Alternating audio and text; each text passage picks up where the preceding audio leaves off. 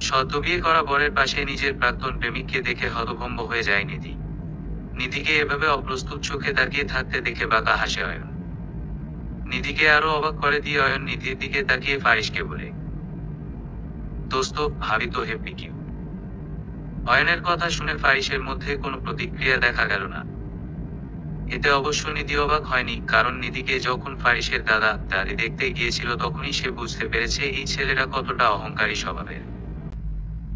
সবাইকে আরো অবাক করে দিয়ে ফারিস সবার মাঝখান থেকে উঠে দাঁড়িয়ে বলে, আমার একটা মিটিং আছে, যা করার তাড়াতাড়ি করো তোমরা। বলেই ফারিস নিধিদের বাসা থেকে বের হয়ে গাড়িতে গিয়ে বসে। ফারিসের এমন কাণ্ডে উপস্থিত সবাই কানাঘুষা শুরু করে দেয়। নিধির ফুপি নিধির মাকে খোঁচা দিয়ে বলে, কি ছেলের সাথে মেয়ে বিয়ে দিয়েছো তুমি? বিয়ের দিন নাকি ছেলের মিটিং আছে? ভাবা যায় এসব? এই ছেলে কিভাবে আমাদের নিধিকে সুখে রাখবে? নিধির ফুপির কথা শুনে নিধির মা বেশ রাগান্বিত গলায় বলেন, আমার দায়িত্ব ছিল তোমার ভাইয়ের মেয়েকে বিয়ে দেওয়া, সেই দায়িত্ব আমি পালন করেছি। আর শুনো, ছেলেটার কোনো কিছুর অভাব নেই, আশা করি তোমার ভাইয়ের মেয়ের কোনো অসুবিধা হবে না ওদের বাড়িতে। বলেই নিধির মা রুমে চলে যান। নিধির মায়ের কথা শুনে তার চোখ বেড়ে নোনাজল গড়িয়ে পড়ে। নিধির ফুপি এসে তার ঘাড়ে হাত রেখে বলে, সবকিছু ঠিক হয়ে যাবে মা। ফারিসের দাদা দাদি অনেক ভালো মনের মানুষ, তোকে তারা তোর মায়ের থেকেও ভালো রাখবে, আমার বিশ্বাস আছে। নিধি তার ফুপির কথা শুনে তার ছেলের হাসি হেসে বিড়বিড় করে বলে, যার সাথে সারা জীবন থাকবো সেই যদি আমাকে মেনে না নেয়, সেখানে সুখে থাকা তো বিলাসিতা। নিধির অসমাপ্ত কথা কারো কানে পৌঁছায়নি। ফারিসের দাদি নিধির কাছে এগিয়ে এসে বলে, ফারিসের কথায় কিছু মনে করো না, ও একটু এমনই। এখন চলো, বাড়ি যেতে হবে, দেরি হয়ে যাচ্ছে। ফারিসের দাদির কথা শুনে নিধি একবার ভালো করে নিজের বাড়িটার দিকে অশ্রুসিক্ত নয়নে তাকায়। অদ্ভুত হলেও সত্য, নিধির মা তাকে শেষবার বিদায় দিতেও রুম থেকে বের হয়নি। আসবেই বা কেন? নিধি যে তার মায়ের জন্য একটা আপদ ছিল, তবুও নিধি তার মায়ের প্রতি কৃতজ্ঞ, নিজের মেয়ে না হয়েও যে তার জন্য এত কিছু করেছেন তিনি। ফারিসের দাদু নিধিকে ফারিসের গাড়ির সামনে নিয়ে গিয়ে বলে, তুমি আর ফারিস এই গাড়িতে করে আসো, অয়ন আমি আর তোমার দাদি অন্য গাড়িতে করে আসছি। বলেই ফারিসের দাদু গাড়ির দরজা খুলে দেয়। নিধি গাড়িতে উঠে চুপ করে বসে আছে। ফারিস সেদিকে না তাকিয়ে নিধিকে কিছুটা ধমকে সুরে বলে, সিটবেল্ট বাঁধার কথাও বলে দিতে হবে। উপস, কারো কোনো সময়ের প্রতি সচেতনতা নেই। ফারিসের কথা শুনে নিধি তাড়াহুড়ো করে সিটবেল্ট বাঁধতে গিয়ে ব্যর্থ হয়। ফারিস বেশ বিরক্ত নিয়ে নিধির কাছে এসে সিট বেল্ট বেঁধে দেয়। গাড়ি তার আপন গতিতে চলছে। নিধি আর ফারিসের মধ্যে নীরবতা বিরাজ করছে। নিধি এক দৃষ্টিতে বাহিরের দিকে তাকিয়ে আছে। তার প্রচুর মাথা ব্যথা করছে। নিধি ভয়ে ফারিসকে বলতেও পারছে না যে সে জার্নি করতে অতটা অভ্যস্ত না। নিধিদের বাসা থেকে ফারিসদের বাসায় যেতে 2 ঘন্টার মতো লাগবে। মাত্র 30 মিনিট হলো গাড়িতে আছে তারা, এর মধ্যেই নিধি অসুস্থ হয়ে পড়ে। তীব্র মাথা ব্যথার কারণে মনের অজান্তেই নিধি ফারিসের ঘাড়ে মাথা রাখে। হুট করে ফারিসের ঘাড়ে নিধি মাথা রাখায় ফারিস জোরে গাড়ি ব্রেক করে। ফারিসের করা কাজে নিধি নিজেই লজ্জা পায়, সাথে কিছুটা ভয় পায় সে। এখন আবার ফারিসের ধমক খেতে হবে তাকে। সমস্যা কি তোমার? শান্তিতে কোনো কাজও আমাকে করতে দিবে না। আমার একটা ইম্পর্টেন্ট মিটিং আছে, সেখানে আমাকে পৌঁছাতে হবে তাড়াতাড়ি। জানো না তুমি? ফারিসের কথা শুনে নিধি কিছুটা কেঁপে ওঠে। তীব্র ভয় নিয়ে সে ফারিসকে মিনমিন করে বলে, আমার জার্নি করার অভ্যাস নেই, তাই মাথা ব্যথা করছে। তোমার মাথা ব্যথা করছো তো আমি কি করব? তোমার সমস্যা হচ্ছে তাহলে গাড়ি থেকে নেমে যাও, বসে আছো কেন? ফারিসের কথা শুনে নিধির চোখ বেড়ে পানি পড়তে থাকে। সে তাড়াতাড়ি চোখের পানি মুছতে ব্যস্ত হয়ে পড়ে। নিধিকে কাঁদতে দেখে ফারিস চোখ থেকে সানগ্লাস খুলতে খুলতে বলে, মেয়েদের প্রতিটি শিরা ন্যাকামিতে ভর্তি। বলেই ফারিস গাড়ি থেকে নেমে পড়ে। ফারিস গাড়ি থেকে নামার পরেও নিধি গাড়ি থেকে নামে না। এটা দেখে ফারিস গাড়ির সামনে এসে নিধিকে বলে, আমি কি গাড়িতে বসে থাকার জন্য গাড়ি থামিয়েছি, নাকি বসে বসে প্রেম করার জন্য? গাড়ি থেকে নামবে নাকি এভাবেই সারা রাস্তা আমার ঘাড়ে মাথা রেখে ঘুমিয়ে যাওয়ার ইচ্ছে আছে? ফারিসের কথা শুনে নিধি চোখের পানি মুছে বলে, আমি ঠিক আছি, আপনার দেরি হয়ে যাচ্ছে, তাড়াতাড়ি আসুন।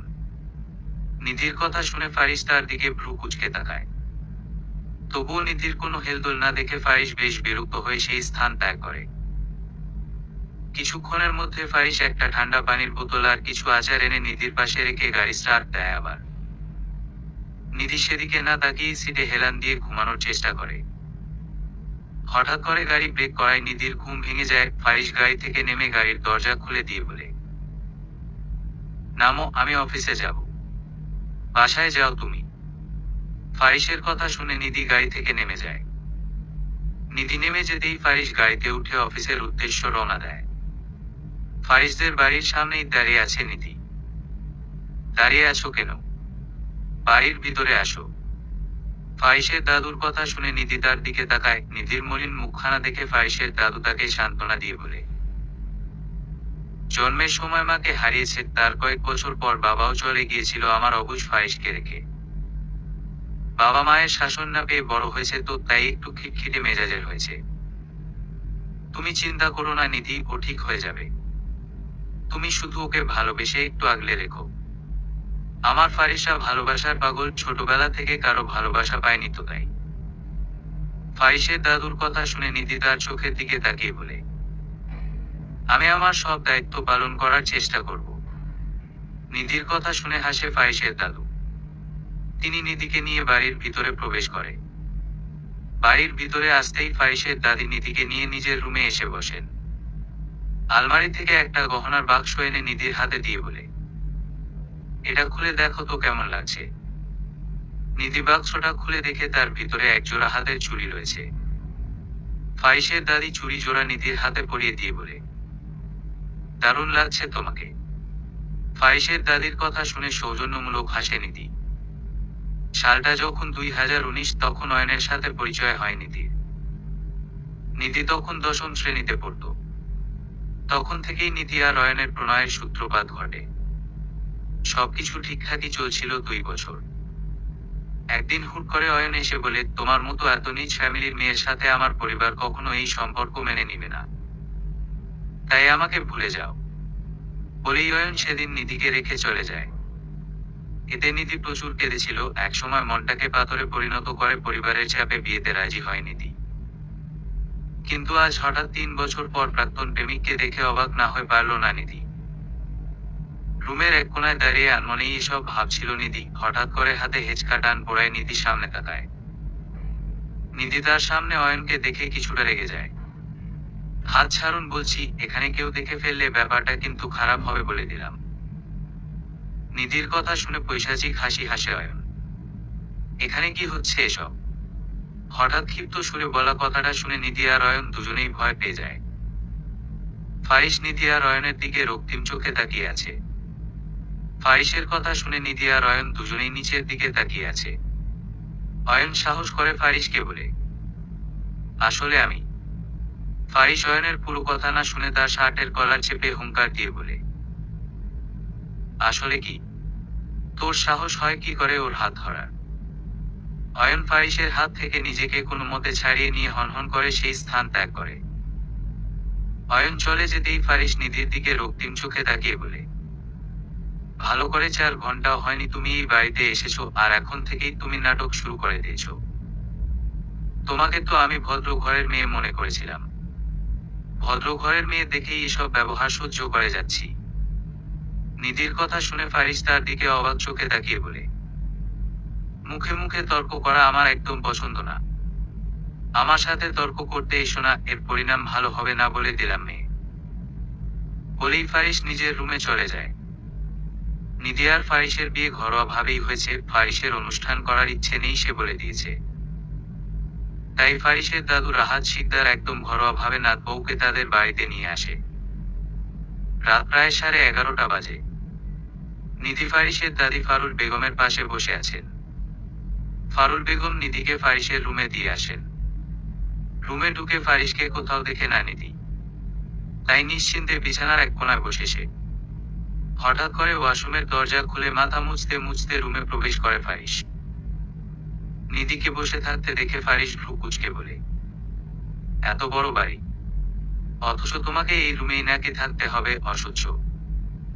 হঠাৎ পুরুষালী কণ্ঠস্বর শুনে নিধি ফাহিসের দিকে তাকায়। ফাহিসের দিকে তাকিয়ে নিধি সাথে সাথে চোখ ফিরিয়ে নিচের দিকে তাকিয়ে যায়। নিধির করা কাজে ফাহিস নিধির সামনে গিয়ে বলে, এমন রিয়েক্ট করার কি আছে? যাও কাবার থেকে টি শার্ট বের করে দাও। ফাহিসের কথা শুনে নিধি মুখ ভিঞ্চিয়ে বিড়বিড় করে বলে, খাটাস শাওয়ার নিয়েছে ভালো কথা, এজন্য শুধু ট্রাউজার পরে বের হবে কেন? একেবারে টি শার্ট পরে বের হওয়া যায় না। আবার বলে এত রিয়েক্ট করার কি আছে?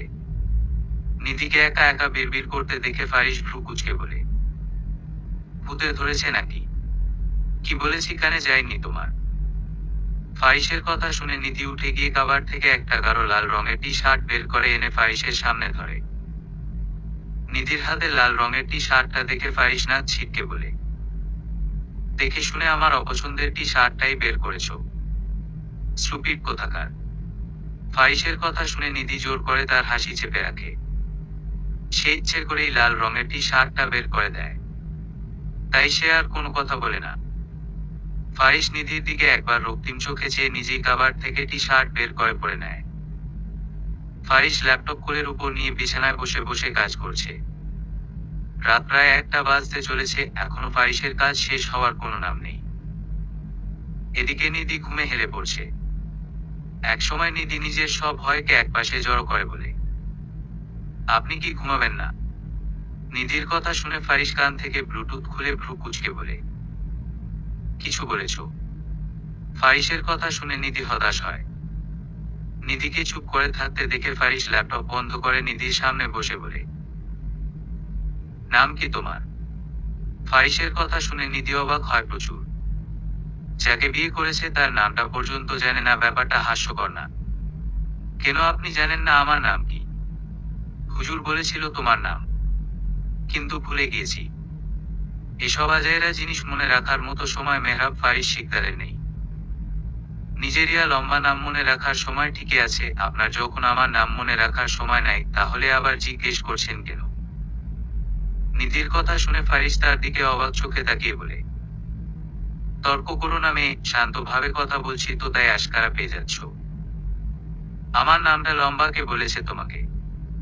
যা জিজ্ঞেস করছি তার উত্তর দাও সুন্দর করে। মানহা ইসলাম নিধি। কোন ক্লাসে পড়ো? অনার্স 2য় বর্ষে। অনেক ছোট তুমি। ফাহিসের কথা শুনে নিধি কিছুটা সাহস নিয়ে বলে, আপনার বয়স কত? মানুষ তো এখন বিয়ে করতে গেলে 16 বছরের বাচ্চা খুঁজে, সেই হিসেবে আমি তো বুড়োই বলতে গেলে। সেখানে আপনি আমাকে ছোট বলছেন। 28 বছর আমার, সেই হিসেবে তুমি অনেক ছোট। ফাহিসের কথা শুনে নিধি হতভম্ব হয়ে যায়। ফাহিসকে দেখতে 25 বছরের বেশি বয়সের মনে হবে না। কে বলবে এই লোকের 28 বছর? এত বড় একটা বাড়ি, অথচ আমার রুমেই নাকি তোমাকে থাকতে হবে, কি জ্বালায় পড়লাম। এতই যখন সমস্যা তাহলে বিয়ে করেছেন কেন? আপনি আমাকে বিয়ে না করলে আরো কয়েকদিন শান্তিতে থাকতে পারতাম। নিধির কথা শুনে ফারিস তাকে ধমকে সুরে বলে, কেমন শান্তিতে থাকতে জানা ছিল? বিয়ে করেছি কারণ আমার দাদা দাদির মতে আমি নাকি বুড়ো হয়ে যাচ্ছি, আমার বিয়ে করার বয়স পেরিয়ে যাচ্ছে, আমাকে নাকি সারা জীবন একাই কাটাতে হবে। তুমি বলো এসব অপমান কি মেনে নেওয়া যায়? ফারিসের কথা শুনে নিধি তার ছেলের হাসি হেসে বলে, আপনাদের কত সুখ, যা চান তাই পেয়ে যান সাথে সাথে। বিয়ে করতে চাইলেন আর আমার পরিবার জোর করে আমাকে আপনার উপর চাপিয়ে দিল, অথচ স্বামী তার স্ত্রীকে যে সম্মানটুকু করে তার একাংশও পাচ্ছি না আমি। নিধির কথা শুনে ফারিস কিছুটা অপমানিত বোধ করে, তাই আর রুমে দাঁড়িয়ে না থেকে বেগুনিতে চলে যায় সে।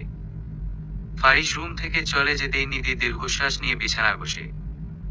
রুমে থেকেই নিধি জোরে বলে উঠে, আপনার যখন এতই সমস্যা আমাকে নিয়ে, এখন আমি গিয়ে জঙ্গলে গিয়ে থাকবো নাকি? আপনি তো আমাকে সহ্য করতে পারছেন না। ফারিস বেলকনি থেকে বলে, এখানে এসো। ফারিসের কথা শুনে নিধি গুটি গুটি পায়ে হেঁটে বেলকনিতে আসে। নিধি আসতেই ফারিস শান্ত সুরে বলে, মেয়েরা কি চায়? আমার কি না আছে? এতে করে তোমার জীবনটা আনন্দেই কেটে যাবে। তুমি চাইলে পড়াশোনা শুরু করতে পারো, আবার তোমার জন্য সব রকমই স্বাধীনতা আছে।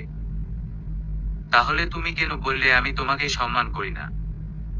আমার ধন সম্পদ কম নেই নিধি, মানুষের জীবনে এটাই সবচেয়ে মূল্যবান। তুমি শুধু আমাকে একটু একা থাকতে দাও। ফারিসের কথা শুনে নিধি হতাশ সুরে বলে, মেয়েরা চায় তাদের স্বামী তাদের একটু কেয়ার করুক, সম্মান করুক, একটু সময় দিক। টাকার পিছনে ঘুরে ঘুরে মানুষের জীবন থেকে ভালোবাসা জিনিসটা হারিয়ে গেছে প্রায়। তুমি যাই বলো, দিন শেষে সবাই চায় টাকা পয়সা। তুমি দেখো না নাকি যে মেয়েরা টাকার জন্য আঙ্কেলের বয়সী লোকদের বিয়ে করতেও ছাড় দেয় না। এমন জেনারেশনে বাস করছি আমরা। তুমি পয়সা কামাও তো লোকে তোমাকে সম্মান দিবে, তোমার পয়সা আছে তো লোকে তোমার পায়ে জুতা পরিয়ে দিতেও রাজি হয়ে যাবে। ভালোবাসা বলে যে একটা শব্দ আছে সেটা আপনি টাকার পিছনে ছুটে ভুলতে বসেছেন। আপনি টাকার পিছনে ছুটে মানুষ থেকে রোবটে পরিণত হচ্ছেন মিস্টার মেহরাব ফারিস শিকদার। নিধির জোর গলায় বলা কথা শুনে ফারিস রেগে নিধির দিকে এগিয়ে আসতে নিতেই নিধি পিছিয়ে যায়। পিছনে ঘুরে হাঁটতে গিয়ে নিধির পা মুচকে পড়ে যেতে নিতেই ফারিস তাড়াতাড়ি নিধিকে জড়িয়ে ধরে। আমাকে ছাড়ুন। নিধির কথা কানে পৌঁছাতেই হুঁশ ফিরে ফারিসের। ফারিস তাড়াতাড়ি নিধিকে ছেড়ে দিয়ে দূরে সরে যায়। নিধি বেগুনিতে আর দাঁড়িয়ে না থেকে রুমে চলে যায়। অনেক রাত হয়েছে, নিধি আর 7-5 না ভেবে ফারিসের বিছানায় শুয়ে পড়ে। ক্লান্ত প্রকৃতি, চারদিক নীরব নিস্তব্ধ। ব্যালকনির গ্রিল ধরে দাঁড়িয়ে এক দৃষ্টিতে বাহিরের দিকে তাকিয়ে আছে ফারিস। বাহিরের মৃদু আলোয় বোঝা যাচ্ছে আকাশে মেঘ জমেছে। যে কোনো সময় শহর জুড়ে মুষলধারা বৃষ্টি নামতে পারে। ফারিস অধীর আগ্রহে বেলকুনিতে দাঁড়িয়ে বৃষ্টির অপেক্ষা করছে। একসময় ফারিসের ধৈর্যের বাঁধ ভাঙল। তবুও বৃষ্টি এলো না। তাই ফারিস আর বেলকুনিতে দাঁড়িয়ে না থেকে রুমে চলে আসে। রুমে এসে নিজের বিছানায় নিধিকে শুয়ে থাকতে দেখে প্রচুর বিরক্ত হয় ফারিস। এক প্রকার রাগ নিয়ে ফারিস নিধিকে ঘুম থেকে টেনে তুলতে গিয়ে দমে যায়। একদম নিষ্পাপ বাচ্চার মতো গুটিসুটি মেরে শুয়ে আছে নিধি। ফারিসের আর সাহস হলো না এই সুন্দর মুহূর্তকে নষ্ট করে দেওয়ার। এদিকে ফারিসেরও প্রচুর ঘুম পাচ্ছে, সকালে উঠে আবার অফিস যেতে হবে। তাই এক প্রকার বিরক্ত হয়ে ফারিস কাউচে গিয়ে শুয়ে পড়ে। জানালার গ্রিল পেরিয়ে সকালের স্নিগ্ধ নরম আলো চোখে পড়তেই ঘুম ভেঙে যায় নিধির। পাখির কিচিরমিচির ডাক শোনা যাচ্ছে বাহির থেকে। নিধি আর শুয়ে না থেকে উঠে ফ্রেশ হয়ে রুম থেকে বের হয়ে যায়। বাহিরে বের হতেই ফারুল বেগমের দেখা মিলে। নিধি ফারুল বেগমকে সালাম দিয়ে বলে, আমাকে কি করতে হবে দাদিমা? নিধির কথা শুনে ফারুল বেগম আহাম্মকের মতো তার দিকে চেয়ে আছে। নিধির কথা বুঝতে পেরে ফারুল বেগম নিধিকে ধমক দিয়ে বলে, আমি কি তোমাকে কাজ করার জন্য আমার নাত বউ করে এনেছি নাকি? ফারুল বেগমের কথা শুনে নিধি সৌজন্যমূলক হাসি হেসে বলে, আমার এসবে অভ্যাস আছে দাদিমা, আমি সব কাজই করতে পারি। আমাদের বাড়িতে থাকতেও তো আমি সব কাজ করতাম। আর বাড়ির বউদের কাজই তো হলো রান্না বান্না করা, সবার যত্ন নেওয়া।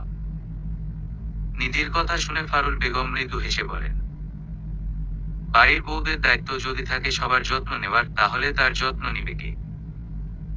তোমাকে এসব নিয়ে ভাবতে হবে না মেয়ে, আমিও তো বাড়ির বউ। সমস্যা নেই, আমি সবার জন্য নাস্তা বানাই। বলেই নিধি রান্নাঘরে চলে যায় নাস্তা তৈরি করার জন্য। ফারুল বেগমও হতাশ চোখে নিধির কাজ দেখছে। সকাল 8:30 বাজে। নিধি রান্নাঘর থেকে সব খাবার এক এক করে এনে ডাইনিং টেবিলের উপর রাখে। রাহাত শিকদার আর ফারুল বেগম ডাইনিং টেবিলে এসে বসেন। নিধির চোখ শুধু ফারিসকেই খুঁজছে। অতঃপর অপেক্ষার ইতি টেনে কিছুক্ষণের মধ্যেই নিচে নামলো ফারিস। একদম অফিসের জন্য তৈরি হয়ে নিচে নেমেছে ফারিস। ফারিসকে দেখে রাহাত শিকদার চোখ কপালে তুলে বলেন, এই আজকের দিনও তোমাকে অফিস যেতে হবে দাদাভাই? লোকে কি বলবে বলো তো? রাহাত শিকদারের কথা শুনে ফারিস রুষ্ট হয়ে বলল, লোকে কি বলেছে তাতে আমার কিছু যায় আসে না দাদু ভাই, লোকের দয়াতে থাকছি না আমি। নিজের যোগ্যতার বলে আমি এত দূর এসে পৌঁছেছি, মানুষের কথা শুনলে তো আর এত দূর আসতে পারতাম না আমি। তাই বলে তুমি বিয়ের পরদিনই অফিস যাবে? মেয়েটা কি ভাববে বলো তো তুমি? রাহাত শিকদারের কথা শেষ হতেই নিধি আগ বাড়িয়ে শুধালো, সমস্যা নেই দাদু, উনার যেহেতু কাজ আছে সেহেতু উনার কাজে আমার হস্তক্ষেপ না করাই উচিত।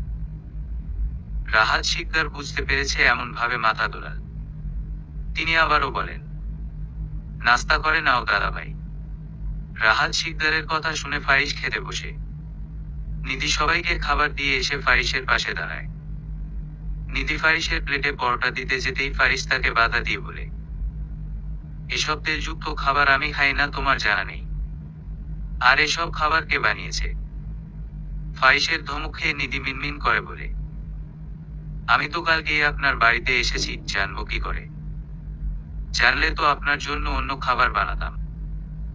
ফারিস হোঁচট খেল, সে তো ভেবেছে এই খাবার কোনো হেল্পিং হ্যান্ড বানিয়েছে, তাই এত চেঁচামেচি করেছে। এই খাবার তুমি বানিয়েছো? ফারিসের শান্ত গলায় বলা কথা শুনে নিধি স্বস্তির নিঃশ্বাস ফেলে। জি। নিধির কথা শুনে ফারিস হাত ঘড়ি দেখে দেরি হয়ে যাচ্ছে এমন ভাব করে সে বলে, দেরি হয়ে যাচ্ছে, বানিয়ে যখন ফেলেছো তখন তাড়াতাড়ি খাবার দাও। ফারিসের কথা শুনে নিধির ঠোঁটের কোণে এক চিলতে হাসি ফুটে ওঠে।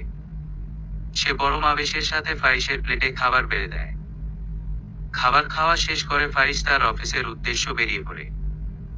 সারাদিন কেটে যায়, কিন্তু নিধিদের বাড়ি থেকে কেউ আসে না তাকে নিতে। নিধি ভেবেছে হয়তো তার মা সব ব্যবধান ভুলে গিয়ে হলেও তার কাছে ছুটে আসবে, কিন্তু নিধিকে ভুল প্রমাণিত করে তার বাড়ি থেকে কেউ আসে না আর। এতে নিধির একটু খারাপ লাগলেও পরক্ষণে সব খারাপ লাগাকে একপাশে রেখে ফারিসের জন্য অপেক্ষা করতে থাকে সে। অয়নের সাথে সম্পর্ক বিচ্ছিন্ন হওয়ার পরে নিধি তো ঠিক করে ফেলেছে আর বিয়ে করবে না। পুরো পুরুষ মানুষের উপর থেকেই তার বিশ্বাস উঠে যায়। যেখানে অয়ন নিধিকে ছাড়া কিছুই বুঝতো না, সেখানে সেই অয়ন এসেই তার সাথে ব্রেকআপ করে ফেলে। এতে তো মন ভাঙারই কথা। কিন্তু ফারিসের সাথে বিয়ে হয়েছে মাত্র একদিন হয়েছে, এই একদিনেই ফারিসের জন্য নিধির মনে আলাদা একটা জায়গা তৈরি হয়েছে। এটি হয়তো বলে স্বামী স্ত্রীর সম্পর্ক জানা চাইতেও ভালোবাসায় রূপান্তর হয়। হঠাৎ কলিং বেলের আওয়াজ শুনে নিধি রুম থেকে বের হয়ে সদর দরজাটা খুলে দেয়। ফারিস এসেছে। নিধি একবার ফারিসকে ভালো করে পরখ করে নেয়। মুখে রক্তিম বর্ণ ধারণ করছে ফারিসের, মনে হচ্ছে কোনো কারণ নিয়ে অনেক রেগে আছে। নিধিকে দরজার সামনে এভাবে দাঁড়িয়ে থাকতে দেখে ফারিসের মেজাজ আরো খারাপ হয়ে যায়। দরজার সামনে দাঁড়িয়ে থাকবে নাকি সরবে? আজাইরা সময় থাকলেই মানুষ বাহিরের ব্যক্তিকে ঘরে ঢুকতে না দিয়ে দরজার সামনেই দাঁড়িয়ে থাকে। ফারিসের ধমক খেয়ে নিধি দরজার সামনে থেকে সরে দাঁড়ায়। নিধি সরে যেতেই ফারিস হনহন করে রুমে চলে যায়। নিধিও ফারিসের পিছন পিছন রুমে আসে। রুমে এসেই নিধি অবাক হয়ে যায়। পুরো রুম এলোমেলো হয়ে আছে। ফারিসের দেখা কোথাও মেলে না। তাই নিধি চুপচাপ রুম গোছানো শুরু করে। ফারিস বেলকনি থেকে রুমে এসে আবার সব গোছগাছ দেখে নিধির দিকে তাকায়। নিধির দিকে তাকিয়ে মায়া হলেও ফারিস নিজের রাগ কন্ট্রোল করতে পারে না। ফারিস নিধির কাছে গিয়ে তার হাত চেপে ধরে বলে, তুমি কি নাটক করছো আমাদের পরিবারের সাথে? ফারিসের কথা শুনে নিধি তো পুরো অবাক হয়ে যায়। নিধি রেগে আঙুল তুলল এবার। কি বলছেন আপনি? বিয়ে হয়েছে ধরে আপনার অত্যাচার সহ্য করছি। আমাকে কি আপনি পুতুল পেয়েছেন নাকি যে যখন তখন এসে রাগ ছাড়তে পারবেন? আমার কি মন বলতে কিছু নেই নাকি যে আমার খারাপ লাগবে না? ফারিস নিষ্পৃহ। নিধির হম্বিতম্বি তার গায়ে লাগেনি।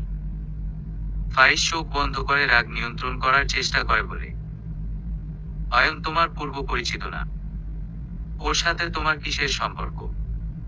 ফারিসের কথা শুনে নিধি পুরো চুপসে যায়।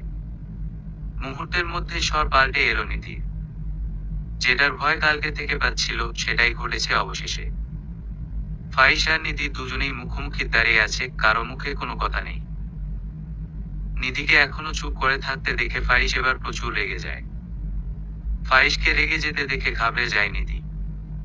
বিভ্রান্তিতে লুটোপুটি খেয়ে নিধি বলে, কি বলছেন আপনি? বুঝতে পারছো না কি বলেছি? ফারিসের কথা শুনে নিধি নিভু সুরে বলে, না। নিধির কথা শুনে ফারিস হুট করে নিধির এক বাহু টেনে ধরল। ফারিসের কাজে হতভম্ব হয়ে যায় নিধি। ডোন্ট আন্ডারস্টিমেট মি নিধি। যা বলছি তার উত্তর দাও, না হলে কিন্তু খুব খারাপ হয়ে যাবে। নিধি বুঝতে পারলো ফারিস সত্যটা না জেনে তাকে আর ছাড়ছে না। নিধি নিভু সুরে বলতে শুরু করলো, আমি যখন 10ম শ্রেণীতে পড়তাম তখন অয়ন আমার পিছন পিছন ঘুরত। সারাদিন আমাকে ইমপ্রেস করার চেষ্টা করত। তখন বয়স আমার কতই বা ছিল। অয়নের এসব পাগলামি দেখে আর না করতে পারলাম না তাকে। নিজের আবেগকে নিয়ন্ত্রণ করতে পারিনি তখন। সবকিছু ঠিকই চলছিল 2 বছর। কোনোদিন মনে হয়নি ও আমাকে ছেড়ে চলে যাবে। কোনোদিন কোনো বাজে প্রস্তাবও দেয়নি আমাকে অয়ন, যার জন্য আমি ওর প্রতি আকৃষ্ট হতে থাকি। একদিন হঠাৎ অয়ন এসে কোনো কারণ ছাড়াই আমার সাথে ঝগড়া করতে শুরু করে দেয়। আমি বুঝতেও পারিনি আমার কি দোষ ছিল যে ও আমার সাথে ঝগড়া করছে। ঝগড়ার শেষ প্রান্তে সে আমাকে বলে আমার মতো এত নিচ ফ্যামিলির মেয়েকে তার পরিবার মেনে নিবে না, তার সাথে আমি যেন আর যোগাযোগ না করি, সেও আমার সাথে আর যোগাযোগ করবে না। এসব বলে সেদিন অয়ন চলে যায়। তখন আবেগ হয়তো আমার নিয়ন্ত্রণে ছিল, তবে আমি ধ্বংসের শেষ প্রান্তে ছিলাম। বলেই থামে নিধি। কি হয়েছে তারপর? অর্ধেক বলে থেমে যাচ্ছ কেন? রাতে কি খাবার খাওনি নাকি? ফাইসের কথা শুনে নিধি অবাক চিত্তে ফাইসের দিকে তাকায়। শুরু থেকে শেষ পর্যন্ত সবই তো বলেছি।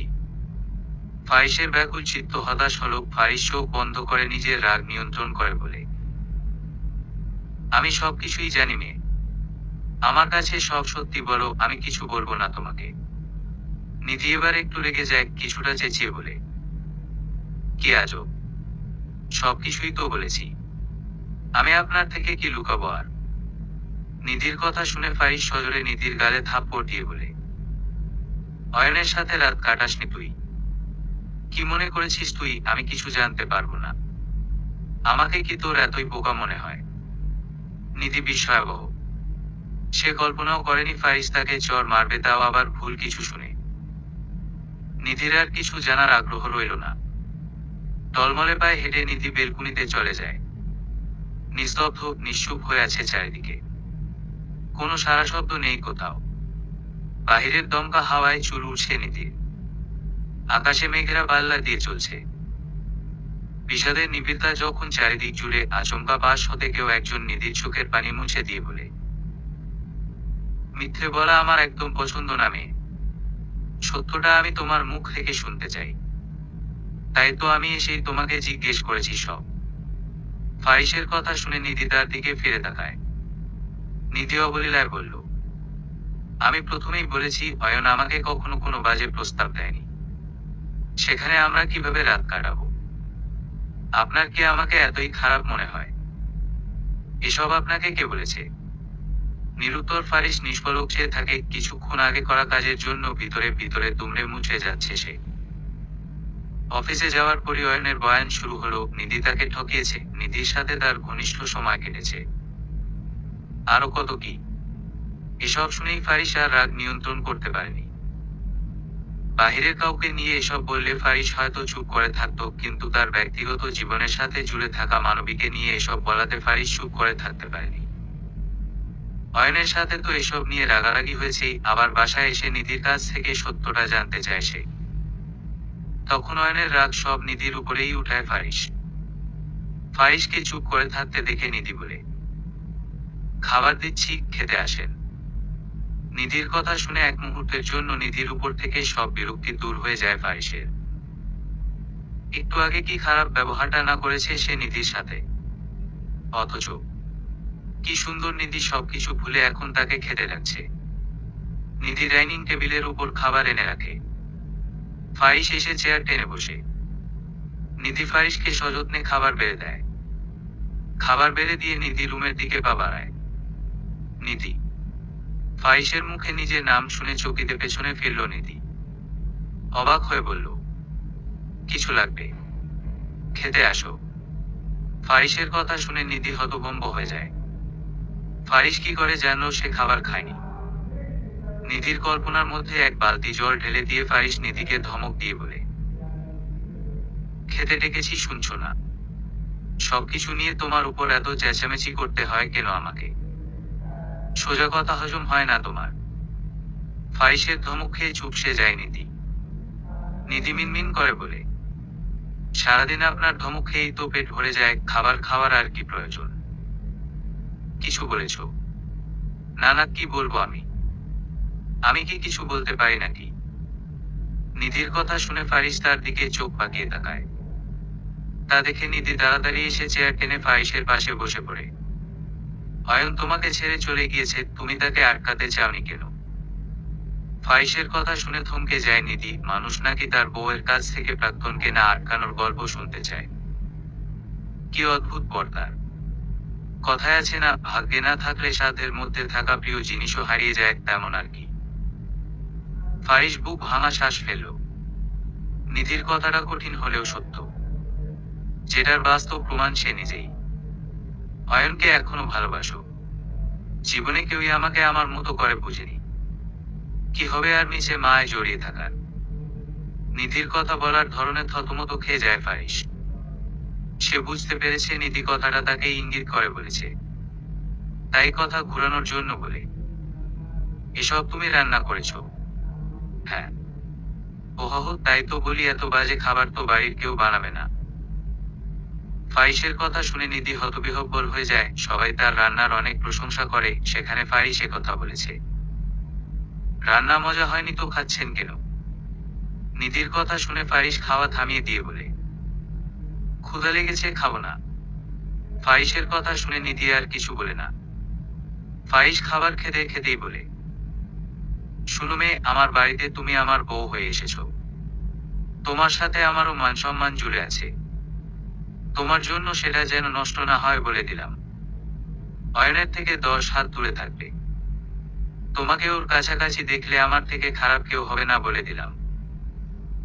শুধু কি আপনার সম্মান নষ্ট হবে বলে ওর থেকে দূরে থাকতে বলছেন নাকি জেরাস? নিধিকে মাঝপথে থামিয়ে দিয়ে ফাহিস চোখ রাঙিয়ে বলে, যা বলেছি তাই করবে, তর্ক করো না মেয়ে। ফাহিসের কথা শুনে মন খারাপ হয়ে যায় নিধির। আপনি একটু আগে যে নরম কণ্ঠে কথা বলেছেন আপনাকে তাতেই মানায়, এত কঠোর মানুষ হওয়া আপনাকে মানায় না। নিধির কথা শুনে ফাহিস তাচ্ছিল্যের হাসি হেসে বলে, কেউ আর এমনি এমনি কঠোর হয়ে যায় না, তীব্র আঘাত পেতে পেতে একসময় মনটা পাথরে পরিণত হয়। বলেই ফাহিস হাত ধুয়ে রুমে চলে যায়। আর নিধি বসে বসে ফাহিসের বলে যাওয়া কথাটার কারণ খুঁজছে। দুশ্চিন্তায় প্রবল পীড়ায় পিষ্ট হয়ে আছে নিধির অবুঝ মন। অয়ন যে তার সংসারে ঝামেলা তৈরি করার জন্য এসব করছে সেটা বুঝতে আর বাকি রইল না নিধির। এখনো ঘুমাচ্ছ না কেন? আমাদের বাড়িতে আবার চোর টোর আসে না যে তোমাকে রাত জেগে পাহারা দিতে হবে? তোরা করে বা বাসায় ইতস্তত নজরে তাকালো নিধি। ফাহিসকে তার পাশে দেখে কিছুটা অবাক হয় সে। নিধি ফাহিসের কথাকে তোয়াক্কা না করে মুখ ফিরিয়ে নিজের গায়ে রোনা ঠিক করতে করতে বলে, আপনি জেগে আছেন কেন? নিধির পাল্টা প্রশ্ন শুনে ফাহিস নিধির দিকে অবাক চোখে চেয়ে বলে, দিন দিন তুমি মুখে মুখে অনেক তর্ক করছো। তুমি কি ইচ্ছে করে আমার মধ্যে থাকা হিংস্র রূপটাকে জাগিয়ে তুলতে চাও নাকি? আমি তো তোমার সাথে শান্তভাবে কথা বলতে চাই। ফাহিসের কথা শুনে নিধি মুখ ভিঞ্চিয়ে বলে, আপনি শান্তভাবে কথা বলেনি বা কখন? যখনই কথা বলেন মনে হয় পাশের বাসায় ঝগড়া লেগেছে, এত জোরে জোরে হম্বিতম্বি করেন আপনি। নিধির কথা শুনে ফাহিস হাসবে নাকি রাগ করবে বুঝতে পারল না। সে নাকি শান্তভাবে কথা বলতে পারে না। ফাহিস রুষ্ট হয়ে বলল, আমার সাথে ভালোভাবে চলবে তো ভালো ব্যবহার পাবে। পাকাভাবে চলতে গেলে এর পরিণাম খুব খারাপ হবে বলে দিলাম। তোমার সাথে ভালোভাবে কথা বলেছি বলে ভেবো না, তোমার সব ভুল আমি ফুল ভেবে ক্ষমা করে দিব। ফাহিসের কথা শুনে নিধি তাচ্ছিল্যের হাসি হেসে বলে, সবাই শুধু আমার উপরে অকারণেই চেঁচামেচি করে। কেউ আমাকে বুঝতে চেষ্টা করে না। আমাকে বুঝতো শুধু হয়নি, কখন আমার মন খারাপ, কি করলে আমার মন ভালো হবে সব দিকে খেয়াল রাখতো সে। আফসোস। নিধির পুরো কথা শেষ হওয়ার আগেই ফাহিস হুঙ্কার দিয়ে বলে, বাহিরের লোকের কথা আমাকে বলো না, আমি আর 10 জন ছেড়ে যাওয়া মানুষের মতো আলগা দরদ দেখাতে পারবো না। নেক্সট টাইম যদি ওই ছেলের কথা তোমার মুখে শুনি আমি, তাহলে আমার থেকে খারাপ কেউ হবে না নিধি। আমাকে রাগিয়ে দিও না তুমি। অয়ন যখন তোমাকে এতই ভালোবাসতো, কেয়ার করতো, তাহলে ছেড়ে গিয়েছে কেন? ফাহিসের কথা শুনে চুপসে যায় নিধি, নিজের কথার জালে নিজেই জড়িয়ে গেছে। পরিস্থিতি সামাল দিতে নিধি নিভু সুরে বলে, সবকিছু সবার ভাগ্য থাকে না, বাদ দিন। কোথায় ঘুমাবো? কালকে নাকি আপনি আমার জন্য ঘুমাতে পারেননি, আমি কি অন্য রুমে কি ঘুমাবো? বিয়ে করেছি কি অন্য রুমে ঘুমানোর জন্য নাকি? এত বড় একটা বিছানা রয়েছে রুমে, দুজন দুই পাশে ঘুমালেই হবে। মাঝখানে কোল বালিশ দিয়ে দিব। নিধি বিস্মিত হয়ে বলল, আপনি মানুষ একজন, কিন্তু এত রকমের কথা কিভাবে বলেন এক মুখে? আমি আপনাকে যত দেখছি ততই যেন নতুন করে চিনছি। ফাইজ দীর্ঘশ্বাস ফেলল, আজ পর্যন্ত কেউ তাকে বুঝতে পারেনি। সবাই শুধু তার বাহিরের রাগারাগিটুকুই দেখেছে, ভিতরে যে তার একটা কোমল প্রাণ রয়েছে সেটা কেউই বুঝতে চেষ্টা করে না। এটা ভেবেই আফসোস ফাইসের, সে খুব করে একটু সুখে থাকতে চায়, পুরনো সবকিছু ভুলে মুভ অন করতে চায়, কিন্তু কেউ তাকে বুঝতে চেষ্টা করে না সে আসলে কি চায়। তর্ক করো না মেয়ে, যা বলেছি তাই করো। ফাইসের কথা শুনে নিধি আর দাঁড়িয়ে থাকে না বেকুনিতে, সে রুমে এসে বিছানায় দুই পাশে সমান জায়গা রেখে কোলবালিশ মাঝখানে দিয়ে দেয়। ফাইস রুমে এসে অবাক হয়ে যায়। ফাইস একটা লম্বা শ্বাস নিয়ে বলল, কত ডিস্টেন্স মেইনটেইন করে বিছানা তৈরি করেছে এই মেয়ে। নিধি কিছু বলে না। ফাইসের কথা শুনে অপরিবর্তিত কঠোর মুখাবয়ব দেখে ভয় পেয়ে যায় সে। চোখ বুজে লম্বিত শ্বাস ফেলল নিধি। মাঝে মাঝে নেওয়া কিছু সিদ্ধান্ত জীবনকে কোথায় নিয়ে যায় মানুষের। এই ফাইসের আগে আরো পাত্রপক্ষ তাকে দেখতে এসেছে, অথচ সে সব পাত্রপক্ষকে বিনা কারণে নাকচ করে দিয়েছে। ফাইসের বেলায় নিধি আর কোনো অজুহাত দিতে পারেনি। তার মা এক প্রকার জোর করেই বিয়ের কথা পাকাপোক্ত করে ফেলে ফাইসের পরিবারের সাথে। ভাবনার জগতে হারিয়ে গেছে ভাবনা কুমারী। ফাইসের কথা শুনে হুঁশ ফিরে নিধির। ফাইসের খোঁচা দিয়ে কথা শুনে মাঝে মধ্যে হেসে ফেলে সে। হয়েছে, এবার লাইটটা একটু অফ করে দাও, একটু ঘুমাই। অনেকদিন শান্তিতে ঘুমাতে পারি না। বলেই ফারিস বিছানায় গা এলিয়ে দেয়। নিধিও বাধ্য মেয়ের মতো উঠে গিয়ে লাইট অফ করে দিয়ে এসে শুয়ে পড়ে। সকালের স্নিগ্ধ নরম আলো চোখে পড়তেই ঘুম ভাঙে নিধির। সে উঠে ফ্রেশ হয়ে রান্নাঘরে যায় সবার জন্য ব্রেকফাস্ট তৈরি করার জন্য। ব্রেকফাস্ট তৈরি করে নিধি এক এক করে সব ডাইনিং টেবিলের উপর এনে সাজিয়ে রাখে। হঠাৎ নিধির নজরে আসে সোফায় বসে থাকা অয়নের দিকে। অয়নকে দেখে নিধি কিছুটা ভয় পেয়ে না জানে আবার কি গন্ডগোল করতে এসেছে অয়ন। নিধিকে অবাক করে দিয়ে অয়ন তার দিকে এগিয়ে আসে। নিধি ঘাবড়ে গেল। অয়ন ভ্রু উঁচিয়ে বলল, এত ভয় পাওয়ার কি আছে জানেমান? আমি তো তোমার সেই ভালোবাসার অয়নই নাকি? এত ভয় পেলে চলবে? নিধি আগের চেয়ে ইতস্তত, কপালে তার বিন্দু বিন্দু ঘাম জমেছে। দেখুন, আপনি এখানে কোনো ঝামেলা করবেন না। আপনি আমাকে ছেড়ে গিয়েছেন, আমি আপনাকে বাধা দিইনি, আপনি আপনার মতো সুখে থেকেছেন। এখন আমাকে একটু ভালো থাকতে দিন প্লিজ। নিধির কথা শুনে অয়ন হো হো করে হাসতে হাসতে বলে, তুমি থেকে এখন আপনি হয়ে গেলাম আমি। ভয় নিধির চোখ ছলছল করে উঠল। কেনাকে দেখে ফেলে সে ভয়। ফাইস দেখলে তো তার আর রক্ষে নেই। আরে অয়ন যে, কখন এসেছো তুমি? হঠাৎ রাহাত শিকদারের কথা শুনে ভরকে যায় নিধি। পরক্ষণে বুঝতে পারল পরিস্থিতি স্বাভাবিকই আছে। নিধি যেন হাঁপ ছেড়ে বাঁচল। অফিসের একটা কাজ ছিল দাদু, ফাইসের সাথে একসাথে বেরিয়ে যাব, সেজন্যই এসেছি। আচ্ছা, এসেছো যখন নাস্তা করেই যেও। নিধি সবাইকে খাবার দাও তো। রাহাত শিকদার আর অয়ন গিয়ে চেয়ার টেনে বসেন। এর মধ্যে ফারুল বেগমও চলে আসেন। নিধি সবাইকে খাবার বেড়ে দিয়ে অয়নের পাশে যায় তাকে খাবার বেড়ে দিতে। খাবার দেওয়া শেষ করে নিধি চলে যেতেই অয়ন তার পা বাড়িয়ে দেয় নিধির দিকে। নিধি সেটা খেয়াল না করেই হেঁটে যেতে নিতেই পড়ে যেতে নেয়। আচমকা একজোড়া হাত এসে নিধিকে আগলে নেয়। ভয় নিধি চোখ বন্ধ করে ফেলে। নিজেকে কারো বাহুবন্ধনে আবদ্ধ দেখে চোখ মেলে ফারিসকে দেখে ভড়কে যায় সে। এদিকে ফারিস এসে নিধিকে ধরে ফেলাতে অয়ন রক্তিম চোখে তাকিয়ে তাদের দেখছে। নিজের করা বোকামির জন্য নিজেরই আফসোস হচ্ছে তার।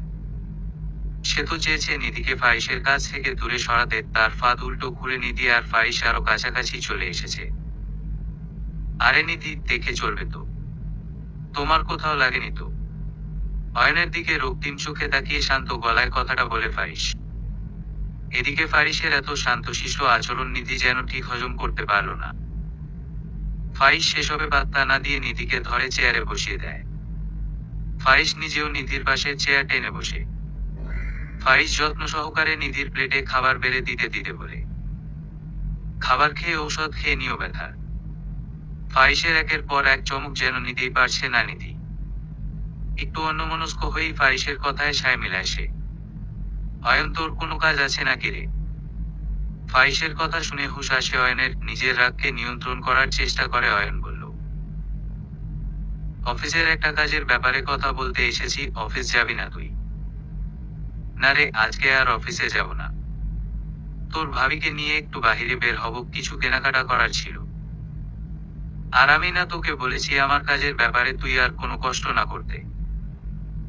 আমি আমার অফিসে অনেক কর্মচারী রেখেছি, তোর তো আর এক্সট্রা কষ্ট করার দরকার নেই নাকি? ফাইসের কথা শুনে হেঁচকি উঠে যায় নিধির। ফাইস তাড়াতাড়ি পানি ঢেলে নিধির মুখের সামনে ধরে। নিধি পানির গ্লাস নিয়ে ডগডগ করে পানি পান করে। ফাইস নিধিকে আলতো ধমক দিয়ে বলে, তোমাকে কতবার বলেছি একটু সাবধানে থাকবে, কেন যে তুমি আমার কথা শুনো না কে জানে। ফাইসের হঠাৎ এত পরিবর্তন দেখে নিধি সহ ফাইসের দাদা দাদিও হতভম্ব হয়ে যায়। শুধু অয়নই জ্বলছে ফাইস আর নিধির কথাবার্তা শুনে। ইকবাল খান সোফায় বসে বসে খবরের কাগজ পড়ছেন। তিনি নিধিকে উদ্দেশ্য করে বলেন, ফাইস জেগেছে, তাড়াতাড়ি যাও নয়তো আবারও লেগে যাবে। ইকবাল খানের করে শুনে নিধি তার হাতের কাজ শেষ করে রুমে আসে।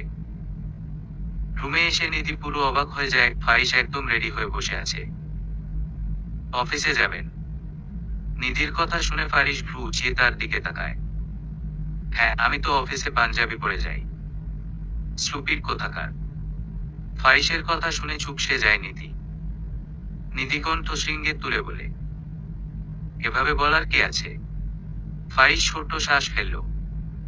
খাবার টেবিলে বলেছি না শপিং এ যাব। এখনো রেডি হওনি কেন? নিধির মাথার উপর দিয়ে গত হচ্ছে সবকিছুই বুঝতে না পেরে নিধি ফারিসের দিকে তাকিয়ে আছে। যে ছেলে বিয়ের দিনও মিটিং মিস দেয় না, সেই ছেলে নাকি অফিসে না গিয়ে তাকে নিয়ে শপিং এ যাবে। নিধির মনের অবস্থা বুঝতে পেরে ফারিস বিস্তর শ্বাস ছেড়ে বলল, অয়নকে কোনো প্রকার সাইড দেওয়া যাবে না, ওর মনে কি চলছে সেটা আমি খুব ভালো করেই বুঝতে পেরেছি।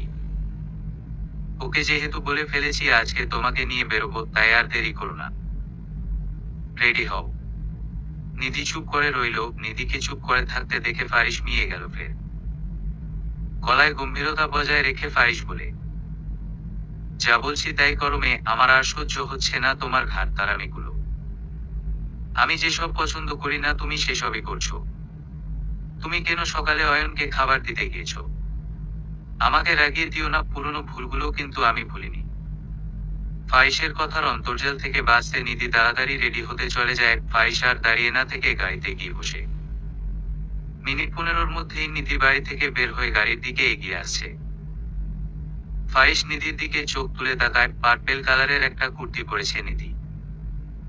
চোখে কাজল আর ঠোঁটে হালকা লিপস্টিক, চুলগুলো খোলা। এতেই মারাত্মক সুন্দর লাগছে নিধিকে। এই প্রথম ফারিস নিধির দিকে তাকিয়ে তাকে খুঁটিয়ে খুঁটিয়ে দেখছে। নিধিকে দেখে নিজের অজান্তেই ফারিসের ঠোঁটের কোণে এক চিলতে হাসি ফুটে ওঠে। হাসছেন কেন? নিধির কথা শুনে হুঁশ ফিরে ফারিসের। সে গাড়ি থেকে বের হয়ে এসে গাড়ির দরজা খুলে দেয়। নিধি আর কোনো কথা না বলে গাড়িতে গিয়ে বসে। নিধি গাড়িতে উঠতেই ফারিস গাড়ি স্টার্ট দেয়। মাঝ রাস্তায় ফারিসকে হঠাৎ গাড়ি থামাতে দেখে নিধি তার দিকে অবাক চোখে তাকায়।